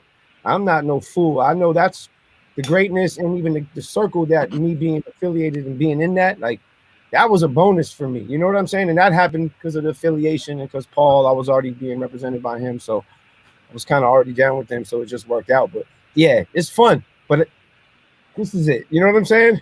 Yeah. So I come back to this, and, the balancing act. You know what it is. Half was some of our younger people who didn't really get a chance to live it, man. You did so much for hip hop, but being a guy from Queens, man, you don't know how proud I am when I heard that Infamous album for the first time. And I told you the story. The day that I bought the album was the same day the movie Friday came out. This was 25 years ago. So I went and got my movie ticket for Friday extra early because I knew it was going to sell out. And I listened. I went and bought the Infamous album. I listened to it in the Walkman. I had a Walkman, ladies and gentlemen. If y'all don't remember what that is, and I listened to it twice, and it held me down, man. But you were just a part of such a brilliant class that was really shit. And we don't really have a lot of that in New York, man. Like the super producers in New York is something I want to see build up. I think we have some great MCs coming out of the city, but I want to see some super producers building the sound. But you coming from a class where you had yourself, RZA, Pete Rock, DJ Premier, even though Premier is technically not from New York, we adopted him just like we adopted Alchemist. We adopted you to Queens, and you got the right hat on tonight. But what was it, Q-Tip, if I didn't mention him, man? But just being part of that class, man, that was really shaping and molding the New York sound and really hip hop and like that early mid 90s. Man, it was like a real challenge. It was fucking scary, you know what I mean? Because the competition was stiff, you know what I mean? Like, Primo, Pete Rock. Right. I can't even imagine. RZA. And I'm just learning how to fucking make beats, you know what I mean? But I couldn't let that stop me, you know what I'm saying? Because me and Prodigy, we was fucking determined. So I just tried to learn as much as I could from Q-Tip and from just air hustling, just listening to the fucking radio, you know what I mean? I'm like, all right, the beat need that, and you know what I mean? So I try not to make myself too insecure about my competition. You know what I mean? I had to really just fucking focus on what I was doing and not really pay attention. Because if I focused on all of those dudes, I probably wouldn't be been able to make the fucking album because I just would have been shook. You know what I'm saying? Pun intended. You know what I'm saying? But I did it. You know what I mean? And I look back on it now, to be honest with you, and I'd be like, damn, who the fuck was that guy? You know what I'm saying? That made shook ones and shit like that. And I try to, like, really for real. And sometimes I try to jump back in that zone. But if I could talk to myself back then, I would just say, wow, you an ill motherfucker. And not to brag, but it was tough. You know what I'm saying? And I'm just happy that the outcome was what it was. Al, That's when you. Oh, go ahead. No, I said that's when you know. That's when you know shit is special and it's legendary. You know what I'm saying? When you look back at shit and like, damn. You know what I'm saying? Like I did that. You know what I'm saying? Like how you because you it's a certain zone you was in. It's like me and Dre be talking about like certain beats that we might do and we be like, yo, when motherfuckers hear this, they gonna be like, damn, I wish I did that. You know what I'm saying? Right. Like, so it's that special type of zone, and you was in that zone. You know what I'm saying? Like, it's special. Yes, thank you. Yeah, I was going to ask Al, man, what was it like for you just to come into that camp, knowing the body of work, knowing, because you know, Lox and Mobb Deep, those are my two favorite groups, just because that's when I was really starting to go to the clubs and just really coming into adulthood and just doing shit, and that was the soundtrack. You know what I'm saying? Like that was the soundtrack. College, graduating, adulthood. But you know, Have already has such a pristine body of work, and you know, some of us that whole mob like extra tight. Like you could even call me a mob snob. Like I hold them dudes extra. And then it's like this new guy, Alchemist, is coming in doing beats. I'm like, I don't know about this. But then once I heard it, I was like, damn, this dude is fitting right in. Man, that made me that opportunity that they gave me, like everything came after that. And you know, I was already a fan of Mobb Deep, you know, like I loved them. So when Havoc's beats were incredible to me. So like I took it was like getting in with a real, like a mafia family. Like I felt like, God damn, I'm allowed into this mix. Like, and I felt like I had to carry my weight because as good as Havoc was at the time, it was like, you know, because I came up with Muggs, Cypress Hill, you know, Soul Assassin. And that's even how I met Mobb Deep. And I had moved to New York. I was kind of out there. I left school and I was like kind of out there. And when I linked with them, they gave me a shot, really. I was pretty kind of unknown, you know what I mean? And some of the first records we did was Thug Music and The Realist, which ended up on a Murder Music album. And it was like, it could have been like just a fluke thing, like let's get some joints, all right, and you know, keep it moving. But they saw that I was out there and I was eager, and like, so I took it very serious. Being able to be around Havoc in the studio, like I tell them all the time, like I got so much juice. We all know being creative, being around great people, getting that juice and learning. I learned so much about drum programming, bass lines, just being around Havoc, just being there when Hav used to be bent. Like he was in his room. You don't understand. He would come in there and make beats in the big studio, and I was so jealous because at the time I could only make beats in my crib, you know. And he would go in there on the Mobb Deep budgets and make beats from scratch in the big studio. Like Cool Dre, you know, like with the big monitors, you know, it's a different thing. It's a different vibe. Like that.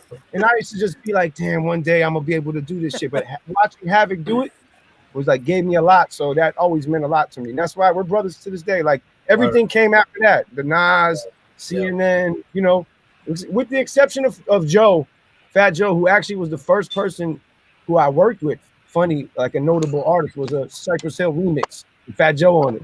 That was like, wow. Other than that, yeah, everything came after Mobb Deep, man. So God bless.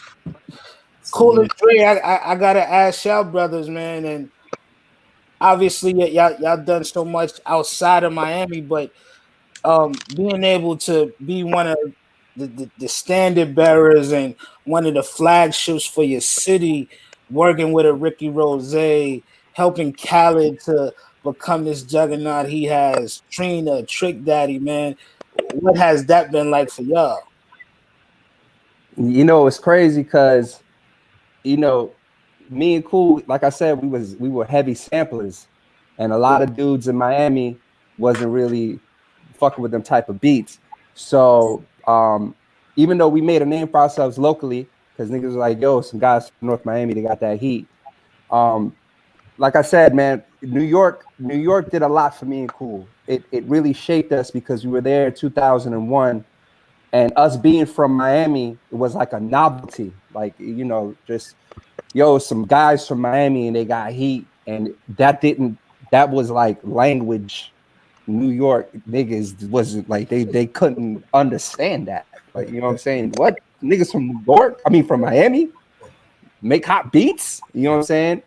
So, you know, me and Cool, we popped off. Our first hit was New York, New York. So, you know, that was around 2004.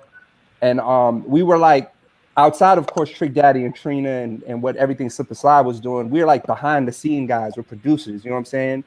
So it was big for like, I remember when New York first popped off, you know, we've known Khaled since we was kids, you know what I'm saying? We met Khaled in like 1997. So when that record hit, he came to Cool's house. I'll never forget it. Khaled came to Cool's house. He was like, yo, y'all finally got one. Y'all got a hit. Now y'all got to keep going. Don't slow down. You know how Khaled talks. Nothing has changed, right? You know what I'm saying? He was like, y'all gotta keep going because y'all got him now. Y'all gotta keep going. Y'all gotta keep going. Keep giving him that heat. So, and then we knew Ross. We met Ross in like 2001. So he watched me and Cool, you know, make big hit records, and he was still coming up. So I think it was inspiring to the guys back home, like a Rick Ross and our brother Khaled. And then, of course, we turned around immediately, and you know, we fortunate to work with Khaled on his very first single, "Holla at Me," and then with Rose on his first album, Port of Miami, we did "Blow," "Boss," and then me and him did "Chevy Riding High." So you know, it was great times. You know what I'm saying?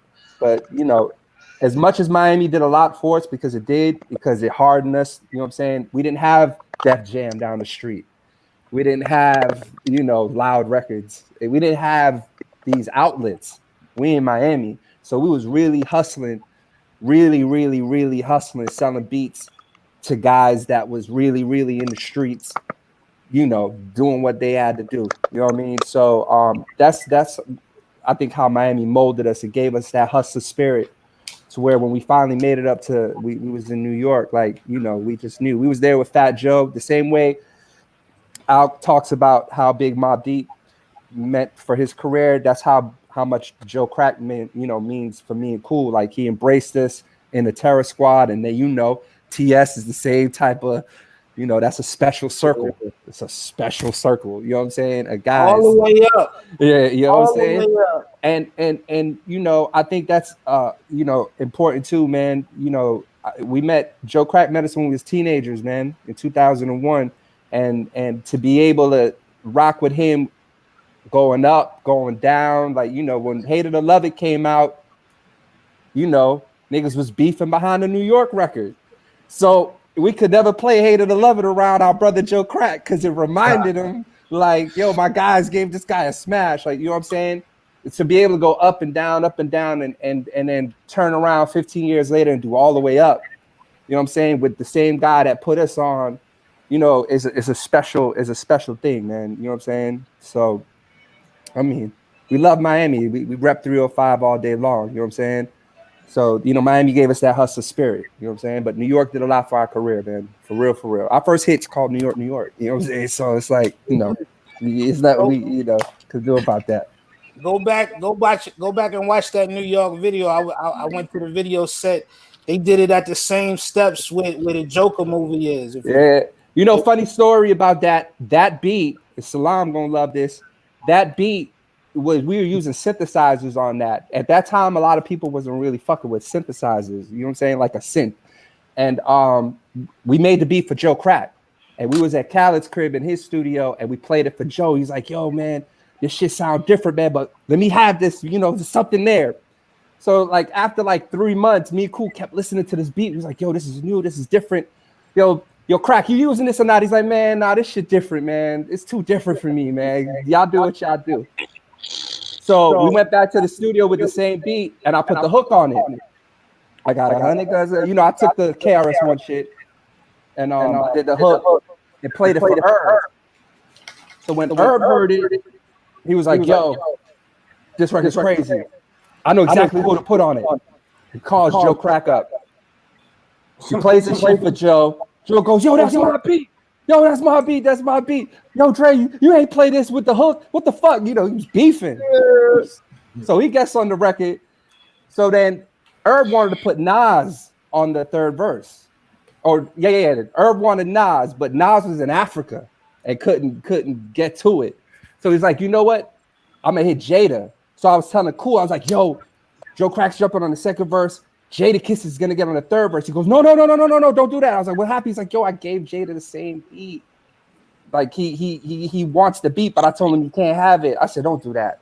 So then Irv calls Jada, say, yo, I got this crazy record. He sends it to Jadakiss, and Jada's like, yo, this is my beat. Yo, this is my beat. So it's just crazy how that record ended up coming together. They all had the beat, you know what I'm saying?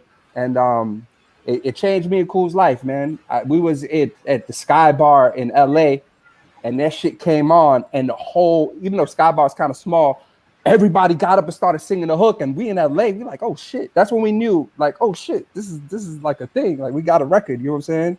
So, you know, it's amazing what music could do for you, you know what I mean? And it's unbelievable. And you know, we're gonna be here forever because music is forever. Salam Remy, I already know he got 10 more classics coming. Out got 10 more classics coming. Just Blaze got classics coming. Havoc got classics coming. Like, we never gonna fucking stop. There we go. That the Twitch says, Dr. Silly Daddy says, I have one more question for Just Blaze since I'm back. There was a video you doing Come On Baby with Saigon, and you were having an argument about his phrasing, spit on just more than a mic. But that line definitely ended up on the record. Does that still bug you? That is wild. That's wild. So he had this line. You the fraudulent type. Something. I spit on just more than a mic. And I'm like, bro, do you know how you sound right now? Like, you spit on more than just mics? And I spit on just more than a mic. That's what it was. And I would say you need to say you spit on more than just mics. But when you say I spit on just more than a mic, if you really want to get technical, it sounds like you're saying you spit on me more than a mic. But why are you rhyming about spitting on mics? What are you doing? It was a comedic thing, and we were having an argument, and I didn't realize the cameras was rolling. But I let him. I said, you know what? Go ahead. The pause police is gonna be after you. Put the record. I don't care. We still argue about that to this day. Like, whenever we have, like, you know, because size family. So whenever I have like a family gathering, you know, whether it's, you know, a holiday thing or child birthday, you know, my son's birthday or whatever, we still have the same argument every time we see each other. But that's more like a brotherly thing, you know. I'm not mad. It is what it is. The pause police got in his ass. Whoa. Pause. Side Giddy. So now, man, before we leave, you got to tell us about the beautiful Amy Winehouse, man. Yeah. That music, we was just listening to it over the July 4th holiday, which, you know, I wasn't celebrating 4th of July, but I was with the family, and we was just listening to Amy. I was like, damn, this record could go right now and just shake up the world, man. Yeah, I mean, it's one of those things where I always say you get with certain artists and they make you a better producer. You know what I'm saying? It's one thing when it's like I'm bringing the beat and I'm finding someone to do something. But I say that, you know, I've been blessed to have a great set of artists who challenge also what I possibly could get out of a session. You know, and by getting certain artists that were musical and doing certain things, you know, I never played the upright bass till I worked with Amy, or, you know, then also she was 18. It was this thing where you kind of get with talented people at a certain age. You know, I was able to, on our first record, you know, introduce her to, you know, growing up in New York, Frankie Crocker would always play "There I Go, There I Go, There I Go, There I Go," Moody's Mood for Love, every night at a certain time. I knew that was the time, you know, that my mom's gonna be looking for me. When you hear that song, it's about to get dark and your mom's looking for you. You know what I'm saying? Like, you gotta check in with certain things. But I was introducing her to music like that, and she was able to spit it back out as if she, you know, knew it her whole life. So it was like, you know, the opportunity to work with someone like that actually opened it up, and then I was also able to bring things out of her. So that creative relationship with certain artists that I have creative chemistry with, and we have. It's not a hard day making the music. We just do what we do. It just flows out. And, you know, she actually No, I've had that chemistry with the Fugees, and I've had it before with different people, but she actually was able to open up a whole nother portal for me and just keep it real. And it was all about the lyrics. You know, my second half of my career, first half of my career was I was definitely on beats. You know what I'm saying? Since I was a little kid. But the Bomb Squad made Fight the Power. Okay, I gotta know how to program and know how to get every sample. Then I got on my engineering. You know, Marley. I've done some songs on Craig G's second album. I watched Marley take my beat and what he did to it. I eyeballed him in Clash so hard that night. I seen everything that they did to my beat, so I was like, all right, cool, this is how I gotta work. And then it moved on to the next phase of, you know, just making sure I knew how to take a record and get my mix right and making sure I got what I want out of that. And the Fugees, it was kind of like different pinnacles. But when I got to that portion of my career, it was really about focusing on lyrics, you know what I'm saying? And all the artists that I worked with, from to Fuji's, but then definitely from Nas forward, you know, Nas, Miguel, Jasmine Sullivan with the Buster Windows, Lions, Tigers, and Bears, Energy, Amy Winehouse, Lauryn Hill, they're all killer lyricists, and they have a distinctive tone in their voice. So that's what I look for. I look for people that got a crazy tone, and they know how to talk that shit. And then when they think they can't talk that shit, I keep talking shit and challenging them. That's the West Indian in me, you know what I'm saying? And that's it. You got to talk two And that's or it. two or three different conversations at one time. You know. Yeah, that's it. I remember back in the days, you know, dealing around with the reggae stuff. I heard Junior Cat, Super Cat's brother, and he had a song called "More Gun," and nigga said "More Gun for fuck up a boy haircut." When I heard he said "More Gun to fuck up a boy's haircut," like for real, like forget about his brain and his life, and he haircut, like you trying to twist this line up with a gun. Like I was just like, wow, lyrics, and I just focus on lyrics because I know that once I get the dope song and the melodies right, now I can flip that track 8 times. So that's what I would do with Amy. We sit down, we would do it acoustic, and I'd be like, all right, cool, this is what it is, and then I just go in on the arrangement and try as many different things as I can to make the arrangement feel like all the records that we grew up sampling. And that was really the challenge for me, being able to keep up with her potential. You know what I'm saying? She had potential and the song was there, but if I stopped at this is the only way I can get the beat done. If I do it through my machine this way, then I'm fucked. So I had to be able to musically keep up with it. Like right now, I'm mixing the Billie Holiday movie with Andrew Day that Lee Daniels done, USA versus Billie Holiday. But I cut over all these Billie Holiday songs that were never recorded where you can really hear it. But I'm actually making it sound like that shit. And to me, once I did the Rush Hour 3 and I was able to work with Lalo Schifrin and work on orchestras, and then I started recording orchestras, I just want to be at a point where somebody say something like, oh, that's what you did? All right, cool. 3, 4, 5, boom. This is how we're going to bring it up. And, part of it is composing. Part of it is, having the instruments and all those different pieces. And then the other part of it is like, engineering. And for me, it's like, shit, since quarantine, I bought a damn tenor sax, and I bought a motherfucking cello. And I just be in here like, oh, word, I'm gonna make something out of this bitch. I know you for this motherfucker. And I'm like, oh, I don't know how to play it, but I'm gonna find a note or two or something and just keep moving. That's all you gotta do. Find that note. You know what I'm saying? What'd you say? That's all you gotta do is find that note. Find the notes, and if it resonates and it feel crazy, I just be like, yeah, this is it.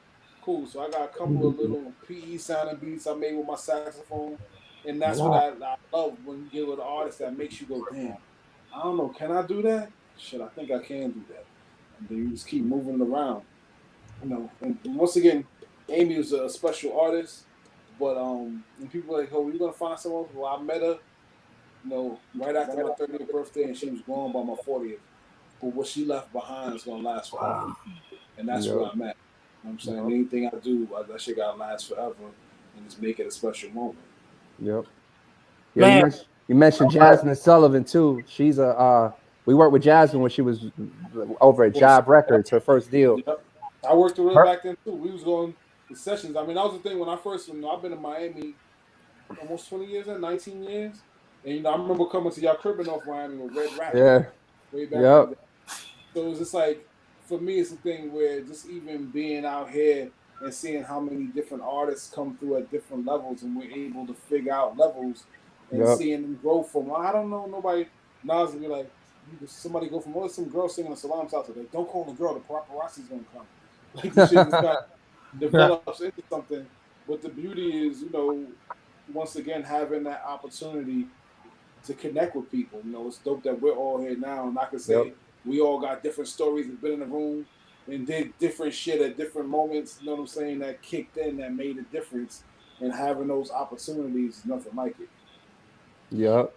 Man, fellas, this was incredible. We rocked for a great time tonight.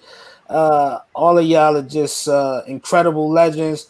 Oh, we gotta let Just back in, please. Somebody please let Just Blaze back in. He's trying to get in. There you go. There we go. Before I let y'all go, man, I just want to ask y'all, we could just go around the panel. Just tell me 2 beats that you did not produce that just fucked up your life that you just thought was the most incredible thing to hit the planet. Let's start with Salam. Number one, I gotta say Rebel Without a Pause. That's the first thing that came to my head when you said that. That was like, it still to this day could just totally twist me up on any given moment. And then the second one is a tie. 2 records that get me refocused anywhere I go in the world. New York State of Mind and Kenny Burke's Rising to the Top. They automatically readjust my Queen's bloodstream so that I'm refreshed. I was in Egypt, I was in Morocco, I'm in a vacation, I'm anywhere I go on the planet. All I got to do is play New York State of Mind and Rising to the Top. And all right, cool. We back. What happened? You know what I'm saying? It's refresh. I'm back. Cool. It's on you, bro. Oh, that's a hard one, man. There's so many vibes out there, man. Off rip. For me, it'd probably be Wheels of Steel. Ooh, Outcast. Wheels of Steel. Outcast. And I would have to say Dub's Crap.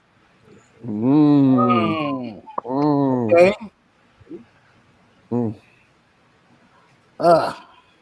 What about you, Dre? When I heard Black Rob Whoa, I was like, this too much. Like, and he killed it. Don't get it twisted. He killed it. But that beat was a hit if a nigga said why. Like, it didn't matter what a nigga said. That beat was just so legend. It's one of my favorite beats. And then the next one I would have to say is Encore, Jay-Z. That the crazy thing about Encore is I used to listen to that one song so much, and I had just bought a brand new Range Rover, and I was feeling like that nigga. And that Encore, I used to have it on repeat, and I pulled up the Cool's crib where we had the studio in his mother's garage, and I sat in my car listening to Encore probably like for 30 minutes straight. Like, this shit is unbelievable.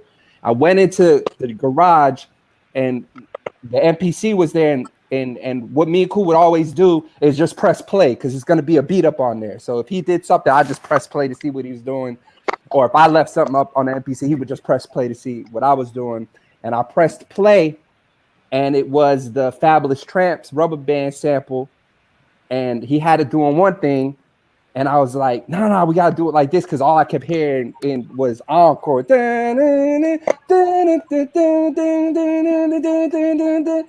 So, that's the Hate It or Love It beat, the Fabulous Tramps,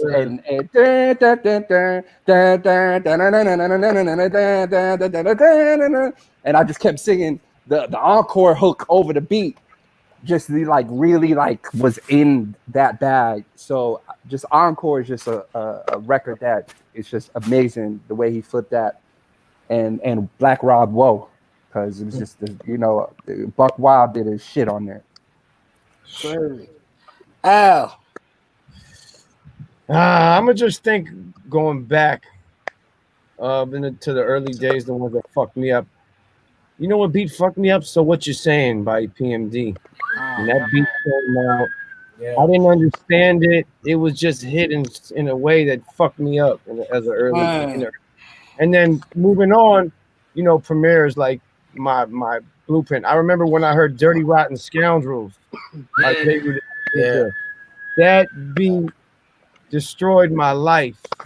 Like I just couldn't. I definitely made a fake version. I was probably in the days where I was still didn't have my sound yet. I probably had a fake version like that. I remember that beat making just like really hitting me hard. But you know, we could name a million beats, but those two I'll go with. Those are two classics. I'm gonna go with Warming Up Kane. Warming Up Kane and The Realist by ALC. That's it. That fucked up. That fucked my life up. I was like, this record is fucking retarded. Where the fuck did you come from with that one, bro? Disco verse. Have wrote 3 verses to that. I remember you. Now I'm writing another one, and I'm still not satisfied with it. Just you're Oh, hold up. I gotta look this way. I have like 8,000 beats running through my head, but if I had to pick 2, one would be Godfather Part 3. Which I actually had the privilege of seeing a little bit of the making of. Like, you know, I don't know how much you remember how I used to just be sitting over your shoulder in the corner just watching. Like, I don't see Have make so many classics. When the night you made what was it, Quiet Storm, I remember Jesus. You had you passed out, Noid went to the club, and Prodigy was like, "Oh, this is what we doing? All right, check this out." Took the joint to the next room and did the rhyme and left. I watched so many of those classic records get made, but Godfather Part 3, I would say is the one that it fucked my life up musically. Like, to take those drums and the scarf and the loop, so simple but so effective. And the bass line, what made it so chaotic and so dope about it was the bass line didn't really have anything to do with what the music was doing musically. It, like in terms of traditional theory, it just felt right. So I would have to go with that. And second, it ain't hard to tell. The position of these beautiful, lush, melodic Michael Jackson chords and the Earl Cool drums rocking the way they are, but then what Nas is spitting, it shouldn't make sense. Like, these hardcore rhymes over one of the prettiest Michael Jackson songs ever. It shouldn't make sense, but it made perfect sense. You know, and that beat, amongst a few others, the reason why Large Professor is like my personal favorite and greatest of all time.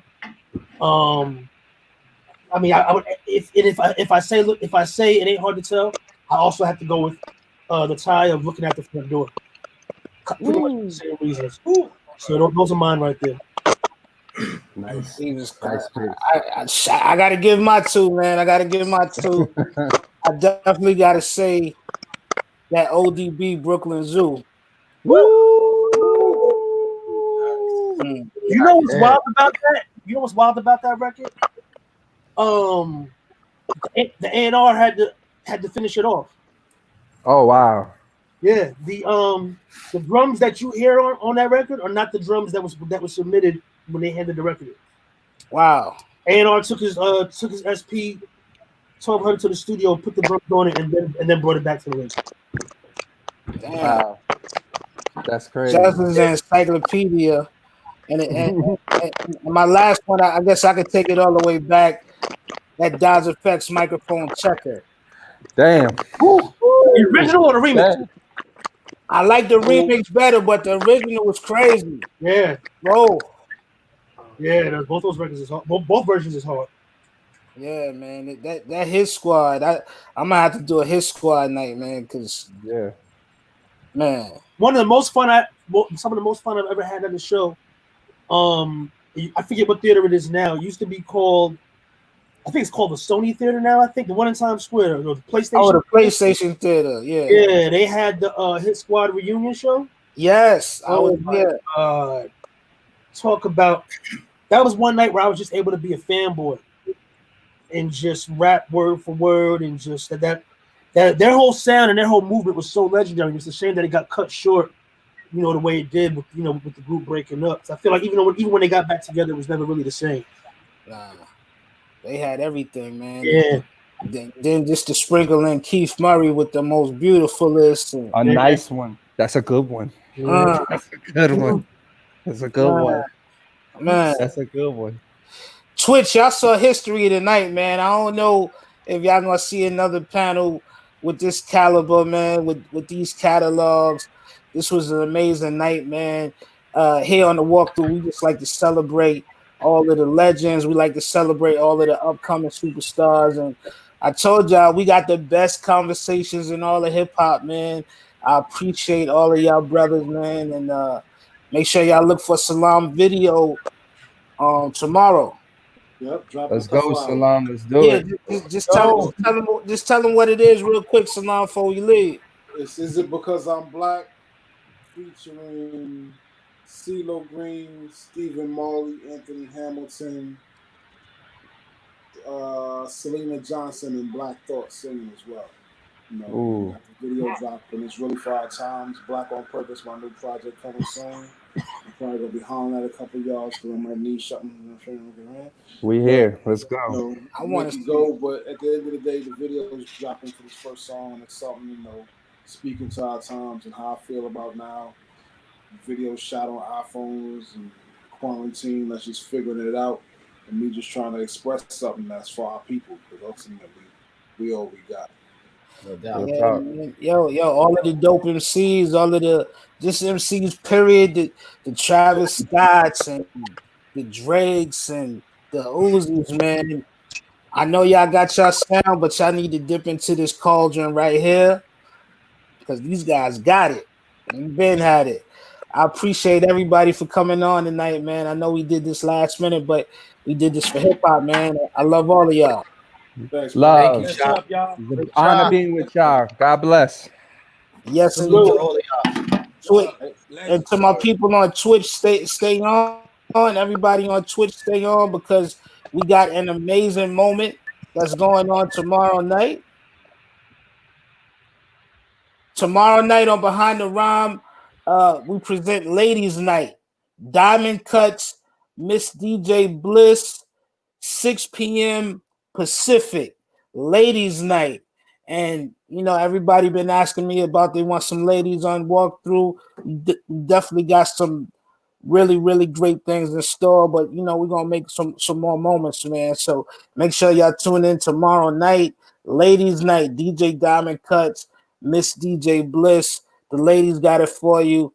And we in motion, man. Thanks to all the producers.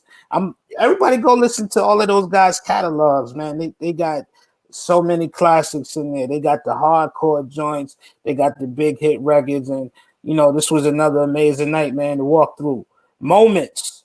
We're making moments, baby.